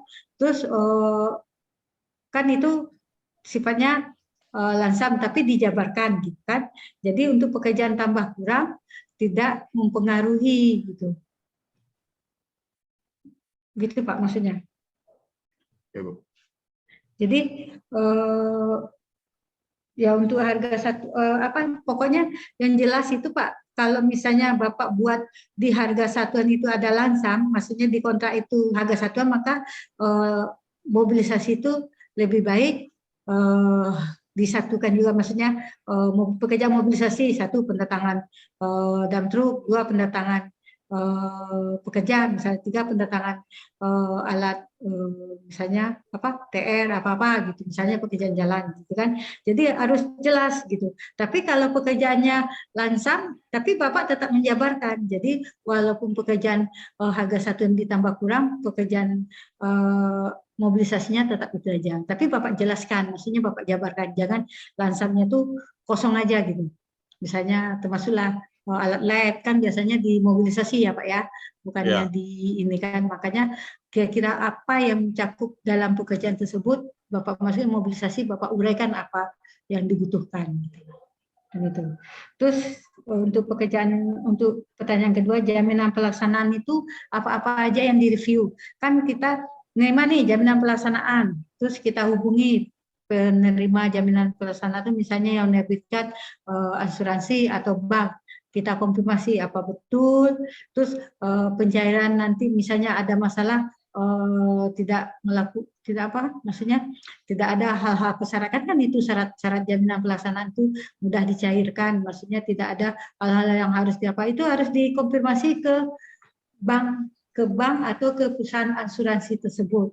Terus waktu pelaksanaan Bapak lihat sesuai tidak gitu kan. Kira-kira Bapak melakukan SPMK-nya ini misalnya, jadi cukup tidak sampai akhir pelaksanaan. Kan Bapak udah punya planning nih, Bapak sebagai PPK udah punya planning kapan SPMK Bapak buat gitu kan. Jadi kapan berakhirnya pekerjaan. Jadi Bapak lihat di jaminan pelaksanaan itu sesuai tidak dengan waktu pelaksanaan yang ada yang Bapak berikan. Pernah gitu, kejadian seperti ini Bu. Pada saat kita verifikasi, pihak yang memberikan jaminan mengiyakan bahwa saya memang preminya atau pertanggungannya nanti kalau ada masalah diberikan. Tahu-tahu setelah ada masalah, mereka ingkar, gimana itu Bu? Kira-kira. Itu juga saya temukan dulu Pak di tahun 2000 berapa. Ya sampai saya usut jasa raja waktu, maaf tidak menyebutkan apa ya, hingga sampai ke pusat asuransinya, terjadilah waktu itu backlist mereka. Jadi mungkin salah satu pengaduan dari saya juga mungkin waktu itu mereka terjadi pebeklisan gitu kan, karena memang kita tuh harus sesuai, soalnya sering asuransi itu cuma kontraktor rekanan itu cuma administrasi aja yang dibayar, bukan betul-betul jaminan. Tapi kalau benar-benar jaminan, mereka tuh biasanya di sana tuh mereka meletakkan BPKB mobil, alat-alat berat, sertifikat tanah, memang seperti itu Pak. Biasanya ada yang disita. Ya, saya dulu 8 tahun di kontraktor Pak ya, di perusahaan itu. Memang kalau untuk jaminan pelaksanaan kami aset-aset perusahaan ada di Jasa Raja. Jadi memang benar-benar Pak. Jadi memang waktu komplain memang mereka berikan. Misalnya kita terjadi waktu itu bencana alam, mereka berikan asuransinya, mereka bayarkan. Gitu Pak. Jadi untuk jaminan pelaksanaan ini betul-betul diverifikasi benar. Gitu. Soalnya itu kalau kita biarlah berakit-rakit susah-susah kita awal-awal daripada di kemudian hari baru terjadi permasalahan baru kita susah gitu kan. Jadi lebih baik di awal gitu waktu sebelum pelaksanaan kontrak, jadi jaminan pelaksanaan diteliti dulu. Kan. Terus yang di syarat-syarat khusus kontrak ada kesempatan kedua. Itulah Pak. Misalnya kesempatan pertama karena terjadinya kompensasi, misalnya dalam pelaksanaan pekerjaan dinding penahan tanah sungai, tahu ternyata terjadi banjir. Kan banjir sudah itu ada surat dari bupati bahwa pernyataan pasca bencana itu bisa dijadikan untuk memberikan kompensasi. Tuh. Terus misalnya kesempatan kedua itu misalnya pekerjaan udah selesai, pekerjaan waktunya udah habis, sementara pekerjaan harus diselesaikan, misalnya masih 80 apa 95%, maka karena kalau tidak dikerjakan, misalnya tinggal finishing, maka tidak akan berfungsinya gedung tersebut. Maka harus diberi kesempatan dengan membayar denda 1 permit per hari sesuai dengan sifat dendanya. Misalnya kontraknya jalan nih banyak ruas-ruas jalan, berarti dendanya per bagian. Atau misalnya gedung, ada 3 gedung yang dikontrak sekaligus, maka dendanya per gedung. Tapi misalnya cuma 1 gedung yang kita buat, jadi kefungsian bangunan tersebut misalnya telat, maka dendanya untuk keseluruhan kontrak. Jadi itu Pak, untuk permasalahan kesempatan kedua itu diatur di PMK 184 dan 245. Misalnya pembayaran kita mau menarik nih 100% sekarang, waktu berakhirnya kontrak dengan menggantikan jaminan pembayaran. Atau tidak dilakukan jaminan pembayaran tapi diberi kesempatan perpanjang, pembayarannya dilaksanakan di APBDP atau APBNP perubahan. Itu diatur di PMK 243. Gitu Pak. Terus untuk perusahaan menang tender direktur A tahu-tahu menjual. Kalau misalnya udah menjual itu sebenarnya tidak dibolehkan Pak, seharusnya dibatalkan kontrak. Tapi kan katanya ada di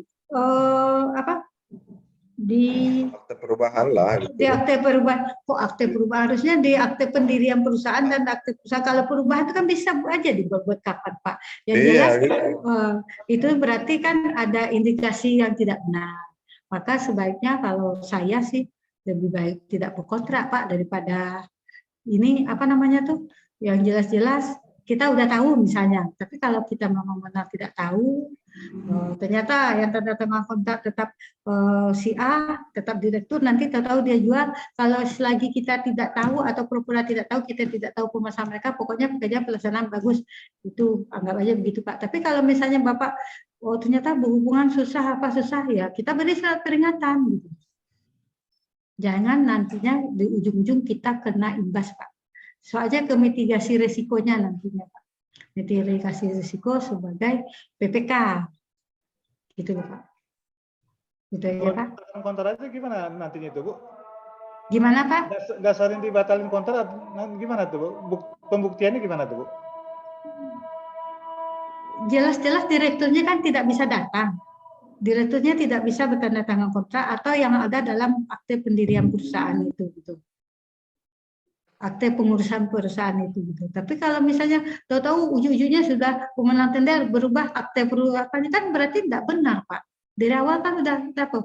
Jadi kita dinaikkan pemenang kedua gitu.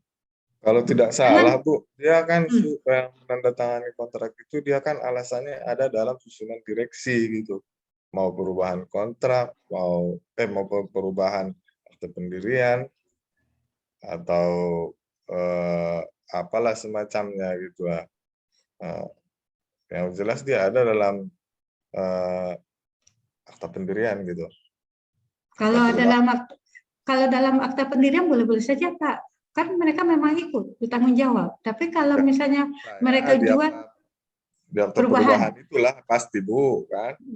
di akta perubahan itu dia sebagai kuasa direktur biasanya Pak, bukan sebagai direktur atau sebagai direksi atau sebagai wakil direktur. Jarang di akta perubahan itu mereka sebagai apa gitu. Paling sebagai apa? Bapak baca lagi. Kalau tidak salah Bu, yang ada dalam susunan direksi itu boleh menandatangani kontrak. Gitu. Kalau dalam direksi boleh Pak, boleh. Nah, maksud saya di akta perubahan dia masuk sebagai susunan dari perusahaan yang melakukan perubahan akte tadi gitu. Jadi kalau misalkan kita seorang PPK ini kan kita udah ada di dalam susunan direksi atau kepengurusan. Bentar Pak, saya belum Itu Pak. perbedaannya kalau tidak salah dengan Perpres 54 kemarin kan Bu. Kalau di situ dijelaskan siapa yang buat penawaran dia kontrak kan gitu. Ya, yang saya temuin selama ini yang apa itu cuma kuasa kontrak, kuasa penandatangan kontrak atau kuasa penanganan pelaksanaan kontrak. Di sini ada Pak Atas Yuda, minta tolong Pak diberi kalau seperti ini permasalahannya gimana gitu. Pak Atas.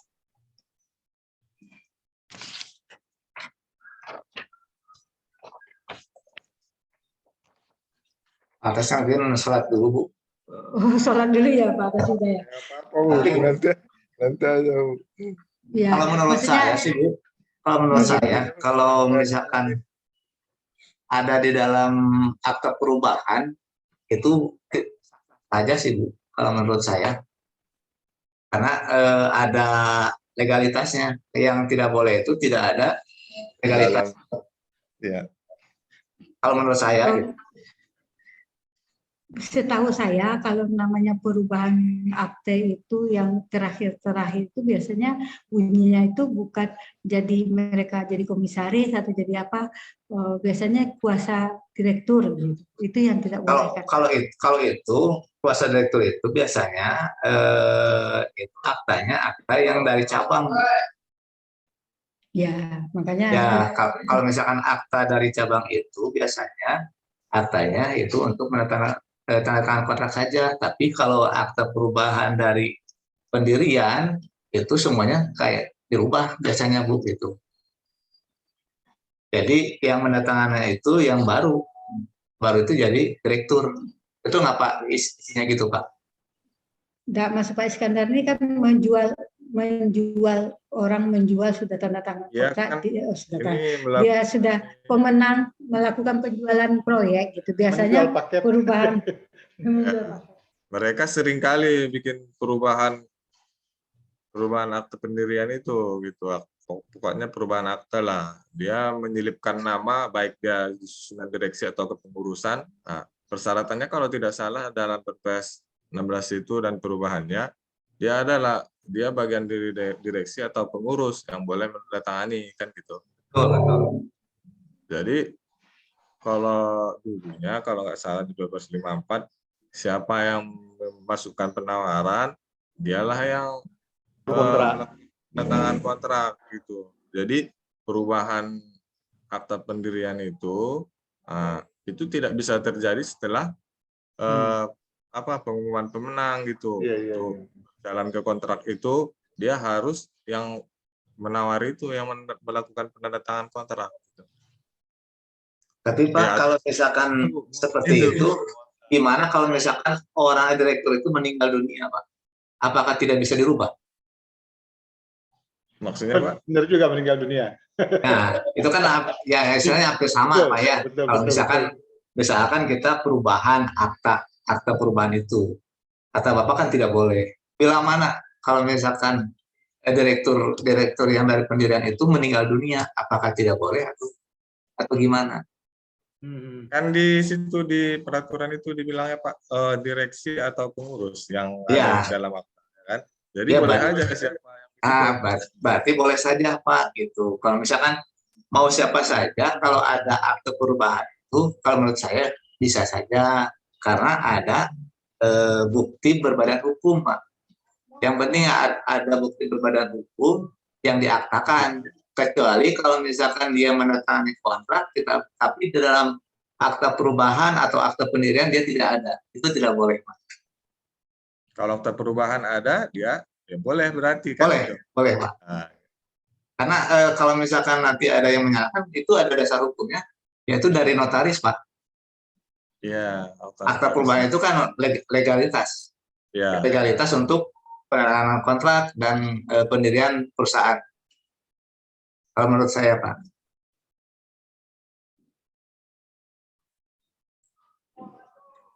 Gimana, Ya, Pak? lanjut. Lanjut, Ya, Pak. Bu. Sudah, Bu. Gimana, Pak Iskandar? Sudah, Pak. Ya. Makasih, Pak Iskandar. Tadi masalah pertanyaan satu, masalah kontrak harga, kontrak LS dan harga satuan, itu berarti Bapak itu di PU ya, Pak ya? Di per-PU-an ya? Per-PU-an kontraknya sama seperti itu, Pak. Semua harga LS dan harga satuan disatukannya Ibu ya, Bu Reni ya. Bu Reni Ya. dari KPU-an juga, Bu Reni. Ya, gabungan. Ya. Atau Jadi kontraknya just divorce ya, Bu ya? apa tuh Pak Justice Post? Harga gabungan, harga satuan sama harga LS sama harga satuan digabungkan gitu. Ya, itu kan kontrak gabungan namanya, kontrak Ya, gabungan kontrak antara satuan gabungan. dan lamsam. Ya. Tapi kalau menurut saya, kadang sering saya lihat di dokumen pengadaannya itu, dokumen pemilihannya itu, dia kontrak harga satuan, masih sering dalam daftar kuantitas itu dibuat LS. Jadi kalau saya yang seperti itu perlu dirubah. Kalau misalkan LS bikinlah dia taksir gitu. Karena kalau LS nanti kesannya mana tahu ada perubahan, karena dia kan harga satuan kontraknya, jadi nggak bisa diadendum dong, nggak usah tambah kurang gitu. Atau dari awal sudah kita setting harga kontraknya gabungan harga satuan dan lamsam gitu. Betul, Pak. Harusnya seperti itu ya, Bu Reni ya. Harusnya Iya, Pak. di Harus gabungkan. SSUK atau SSKK-nya, Bu ya. Itu harus ada kata-kata kontrak gabungan ya, Bu. Kalau nggak salah ya. Makanya sebelum Pokja melelang itu kan Pokja mereview, harusnya Pokja melihat ke sana. Gitu. Kontrak ini mau seperti apa. Dari awal itu mereka harus lihat gitu. Makanya review itu sangat perlu, Pak. Review sebelum pelaksanaan lelang itu harus jelas gitu. Nanti lain yang dibuat PPK, lain yang dibuat sama Pokja. Nggak boleh kayak gitu kan. Betul, Ya, Bu, betul. boleh. Makanya harus ini. Apa yang di dokumen itu dikerjakan, Bu ya. Ya. Ya, Bu, Jangan lihat dari dokumen, Pak. Iya. Kita lanjut, Bu. Bu, Ya, kita Pak. lanjut ya, Bu ya. Dari Ya. pertanyaan dari chat lagi, Bu. Kita chat dan nanti ada yang resen, kita chat dulu. Mohon izin bertanya, jika peralatan yang ditawarkan dari luar daerah saat tanda kontrak, apa tetap bisa diganti atau nanti setelah tanda kontrak? Maksudnya, Pak? Apa tadi? Mohon izin jika peralatan yang ditawarkan dari luar daerah saat tanda tangan kontrak, apa tetap bisa diganti atau nanti setelah tanda tangan kontrak? Ini apa ya, saya juga. Mungkin Pak Rahel Gorut ada di sini, Pak? Bisa dijelaskan, Pak? Ya mungkin gini kali maksudnya, kan kalau misalnya misalnya Pak Sansan nih, alatnya ada di Jambi, misalnya alatnya ada di Jambi nih, kontrak, kan nggak mungkin gitu. Yang penting dalam pelaksanaan kontrak, alat itu ada dimobilisasi, gitu. Boleh ditukar gitu. Maksudnya boleh, bukan alat yang kan itu tuh yang aturan lama memang misalnya itu, tapi sekarang aturan baru ini pokoknya alat itu ada dan setara, sama sesuai dengan spek yang dibutuhkan. Gitu aja. Oh, jadi boleh saja ya, Bu ya? Misalnya gini, dukungan AMP tapi waktu tenda kan tidak dipersyaratkan, misalnya waktu berkontrak dipersyaratkan. Kalau dukungan AMP-nya jauh itu tuh tidak, misalnya waktu itu sangat mempengaruhi di suhu kalau aspal. Jadi dukungan MP-nya harus dukungan MP yang sekitar kira-kira bisa mampu melaksanakan pekerjaan. Oh, Tapi waktu itu kan bukan, makanya tidak perlu waktu mana persyaratan berkontrak, mana persyaratan waktu tender. Makanya harus dipisahkan. ya Bu. Ini kan waktu kan kalau dulu-dulu kan makanya ada SE itu dulu kan sering menambah persyaratan. Nah, nambah persyaratan padahal belum tentu dia menang kan, dia udah mengeluarkan biaya ini itu. Makanya Tapi waktu Bu, kontrak ada. Bu, Iya Pak. dalam proses pemilihan untuk biasanya untuk kebinamargaan, AMP itu seringkali disyaratkan ini dalam pemilihan gitu. Jadi seperti yang Bu bilang tadi, misalkan di Jambi AMP-nya kan gitu. Dia untuk menurunkan harga ini, misalkan kan Bu. Nah dia orang Jambi, AMP-nya di Jambi, padahal kerjaannya misalnya ada di Sumatera Utara gitu, ya kan? Karena perhitungannya di sana ya jelas lebih ya dapat harga murah lah. Tapi kalau di Sumatera Utara belum tentu dia dapat seperti yang dibikinnya. Apakah boleh seperti itu? Apakah itu bisa kita gugurkan? Kan Bu? Makanya Pak tidak maksudnya makanya persyaratan bertender dengan persyaratan berkontrak beda Pak. Makanya tadi itu kalau sekarang kan AMP tidak boleh jadi persyaratan alat. Yang alat itu alat untuk penghamparan dari tahun berapa tuh? Tahun kemarin ya? Kalau salah. Jadi makanya dukungan AMP itu diapakan waktu berkontrak. Jadi syarat berkontrak kira-kira makanya tadi ada kan misalnya ternyata mereka tidak memenuhi persyaratan berkontrak, maka naiklah pemenang kedua. Makanya dari awal tuh jangan mengada-ngada persyaratan dokumen yang logis dan logika gitu seharusnya kan gitu. Makanya waktu berkontrak baru persyaratan kontraknya apa, dalam spek itu harus dimuatkan, dalam apa syarat khusus kontrak itu waktu berkontrak disyaratkan harus ada misalnya dukungan MP misalnya, itulah contohnya gitu kan. Ya. Gitu Pak. Ya Bu, siap. Berarti sebisa-bisanya kalau peralatan yang ada di daerah tersebut ya Bu ya. Ya. Terus ada lagi Bu yang bertanya lagi di chat. Izin bertanya Bu, untuk penambahan waktu pelaksanaan melewati tahun anggaran, apakah ada maksimal berapa harinya? Untuk jaminan pelaksanaan, apakah harus diperbaharui lagi Bu? Setiap perubahan pelaksanaan waktu kontrak, jaminan pelaksanaan harus dirubah. Itu syarat pertama gitu, untuk penambahan waktu.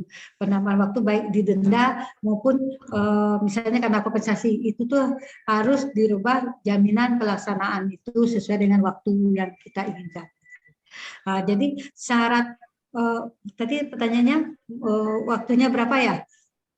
Penambahan waktu pelaksanaan melewati tahun anggaran, apakah Ya, ada maksimal berapa harinya? Kalau di PMK 243 itu 90 hari. 90 hari dibayarkan di APBNP atau APBD perubahan nantinya, kan gitu. Terus kalau misalnya sampai berhari-hari kinerja penyediaannya seperti apa gitu. Masa kan gini, sebelum memberikan waktu kesempatan, PPK telah menilai penyedia ini mampu tidak melaksanakan pekerjaan. Kalau mampu, berapa hari yang harus diberikan. Kalau melebihi dari waktu pelaksanaan, misalnya penyedia memberikan waktu kan di PMK itu boleh 90 hari ya, berapa ya. Terus kira-kira dikasih 6 bulan, sementara waktu pekerjaannya aja cuma setahun gitu. Masa ditambah 1,5 kan berarti tidak mampu. Makanya di situ peranan penting PPK tekan apa kasus, karena kasus itu di sana Pak. PPK itu menganggap penyedia itu mampu atau tidak dia untuk ini, untuk melanjutkan. Kalau kira-kira waktu lama berarti penyedia itu tidak mampu, lebih baik dari awal diputus. Kan gitu. Ya Bu. Tapi kalau ini apakah eh, daerah bisa seperti ini Bu, melewati tahun anggaran Bu. Karena kan kebanyakan itu kalau daerah itu kan satu mata anggaran Bu ya, misalkan satu tahun anggaran, misalkan dari Januari sampai Desember. Kalau misalkan melewati kan biasanya tidak bisa gitu Bu. Apakah ini bisa seperti itu Bu?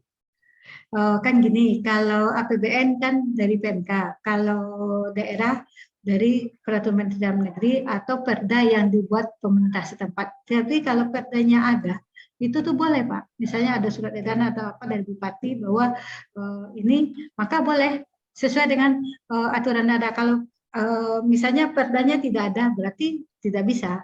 Tapi kalau perdanya ada atau aturan surat atau apa dari bupati, sekda atau apa untuk pencapaian pembangunan, nah itu harus ada dasarnya dulu gitu.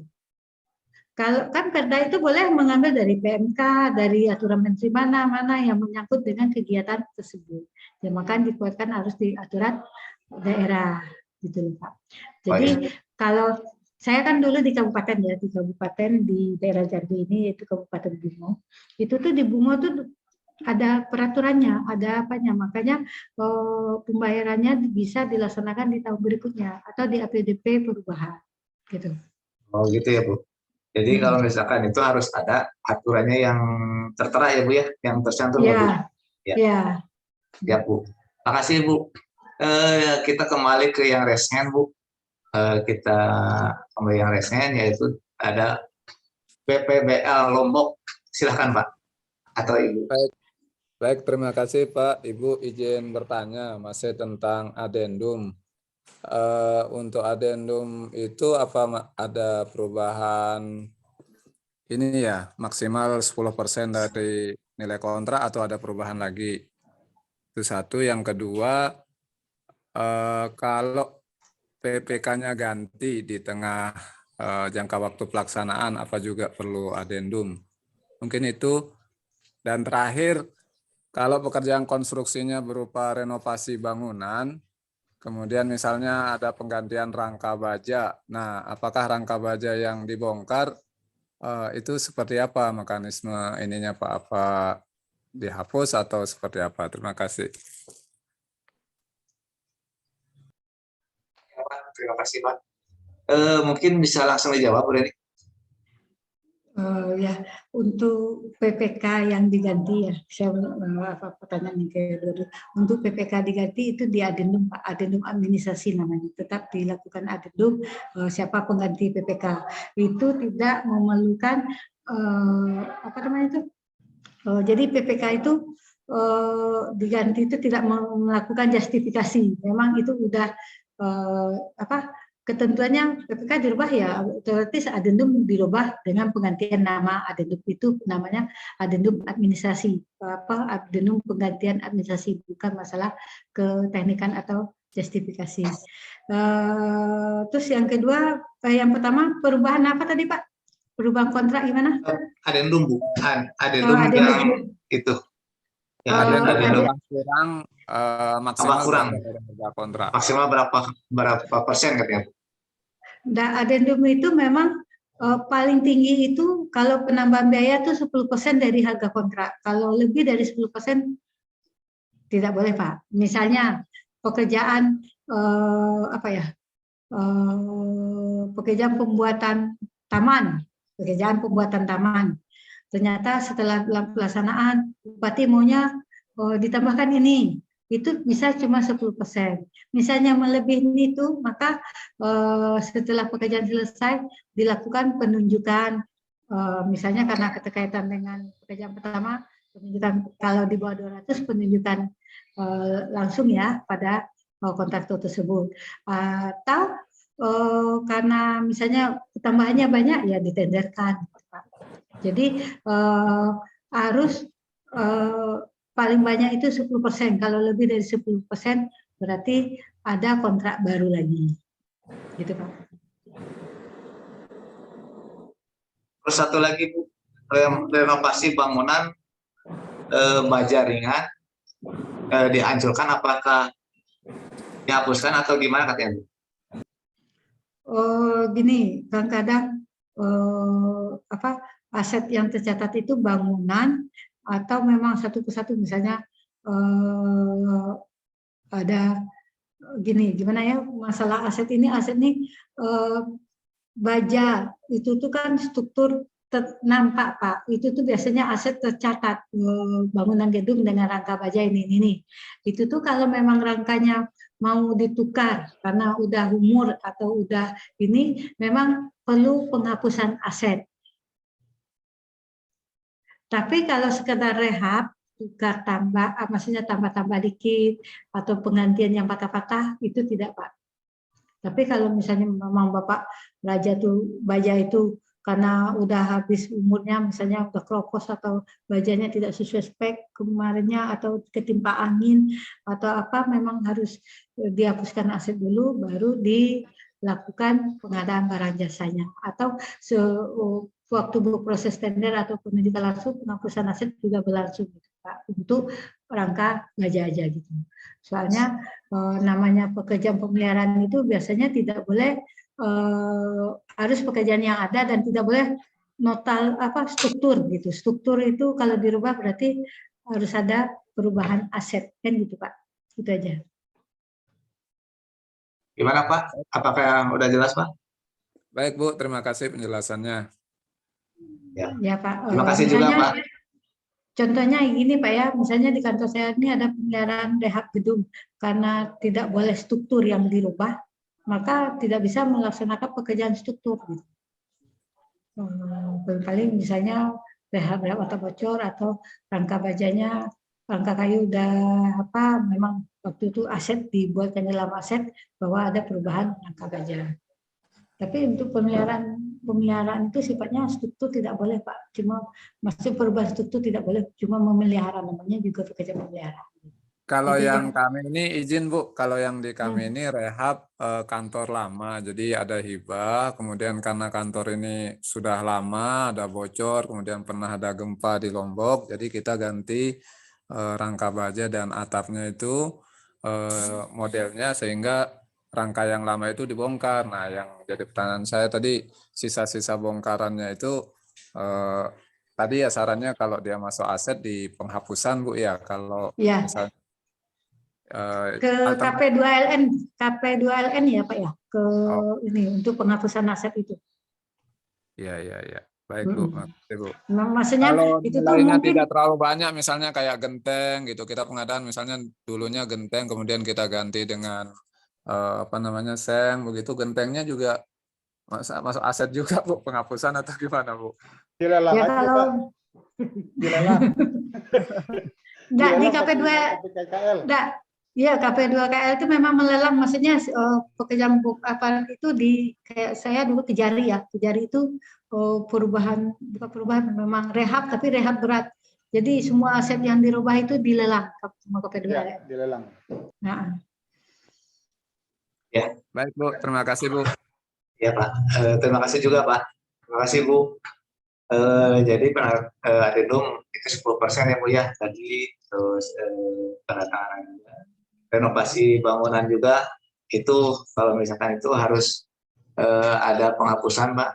Penghapusan itu kalau misalkan di daerah bisa ke bagian aset, nanti dihitung dulu berapa pakai konsultan, nanti berapa yang rusak, berapa yang akan diganti, nanti ada ketahuan berapa yang harus kita jual atau dilelang, dan uang itu disetorkan kepada kas daerah atau kas negara ya Bu ya.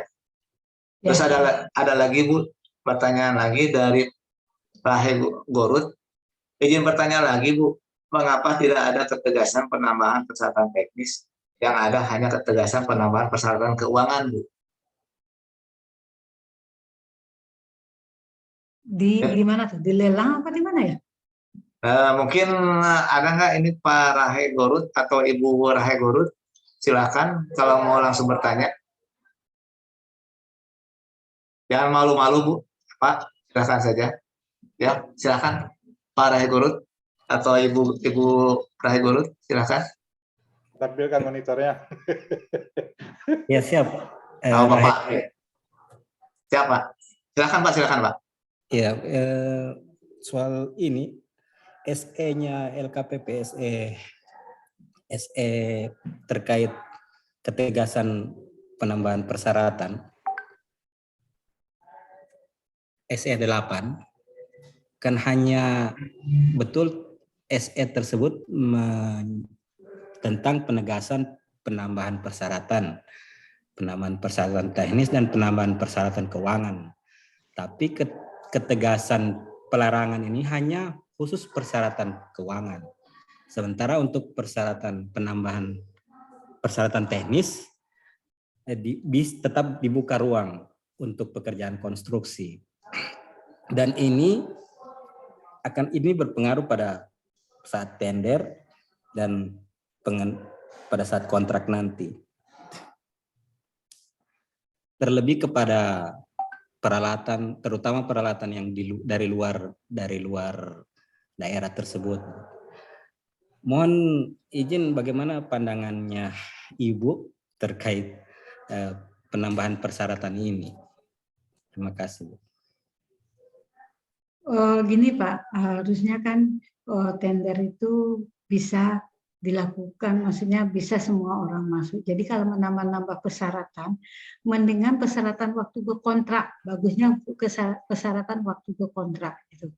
Jadi biarlah makanya di SE itu dijelaskan tidak boleh menambah persyaratan karena kompetensi yang sekarang aja Pak udah mulai, ini Perpres tadi dapat di LKPP, Perpres 12 saja mau dirubah lagi karena katalog dan TKDN ya.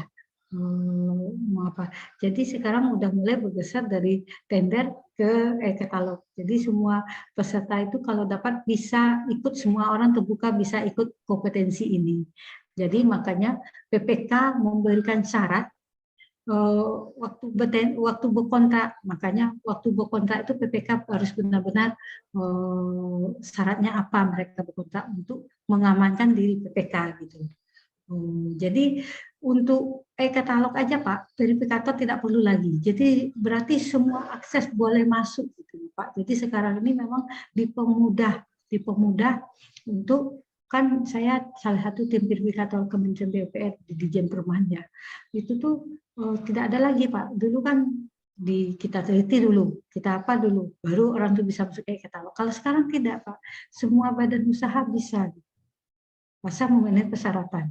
Nah begitu juga dengan SE itu Pak. Jadi untuk mendingan waktu berkontrak, persyaratan berkontrak dipertegas untuk pengamanan diri kalau Bapak sebagai PPK. Itu aja Pak. Ya, terima kasih Pak, Ibu.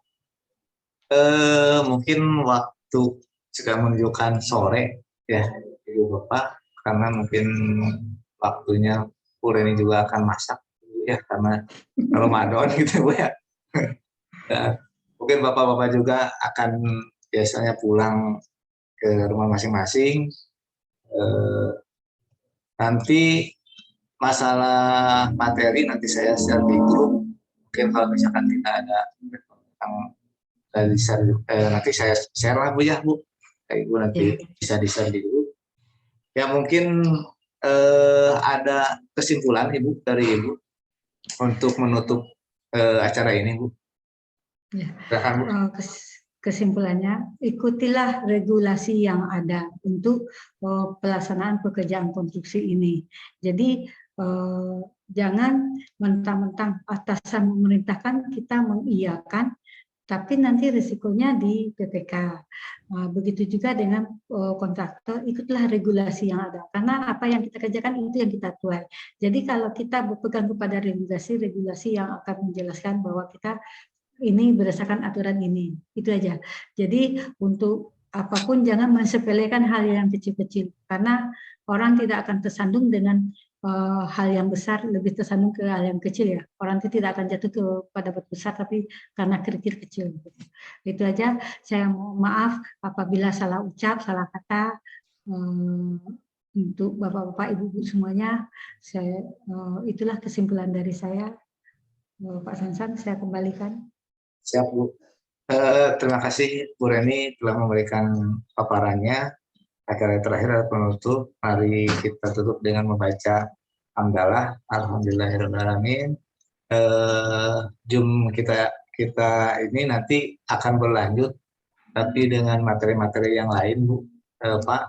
Nanti saya akan share di grup masing-masing. Mudah-mudahan dengan materi yang Ibu Reni kasihkan bisa bermanfaat. Terima kasih semuanya.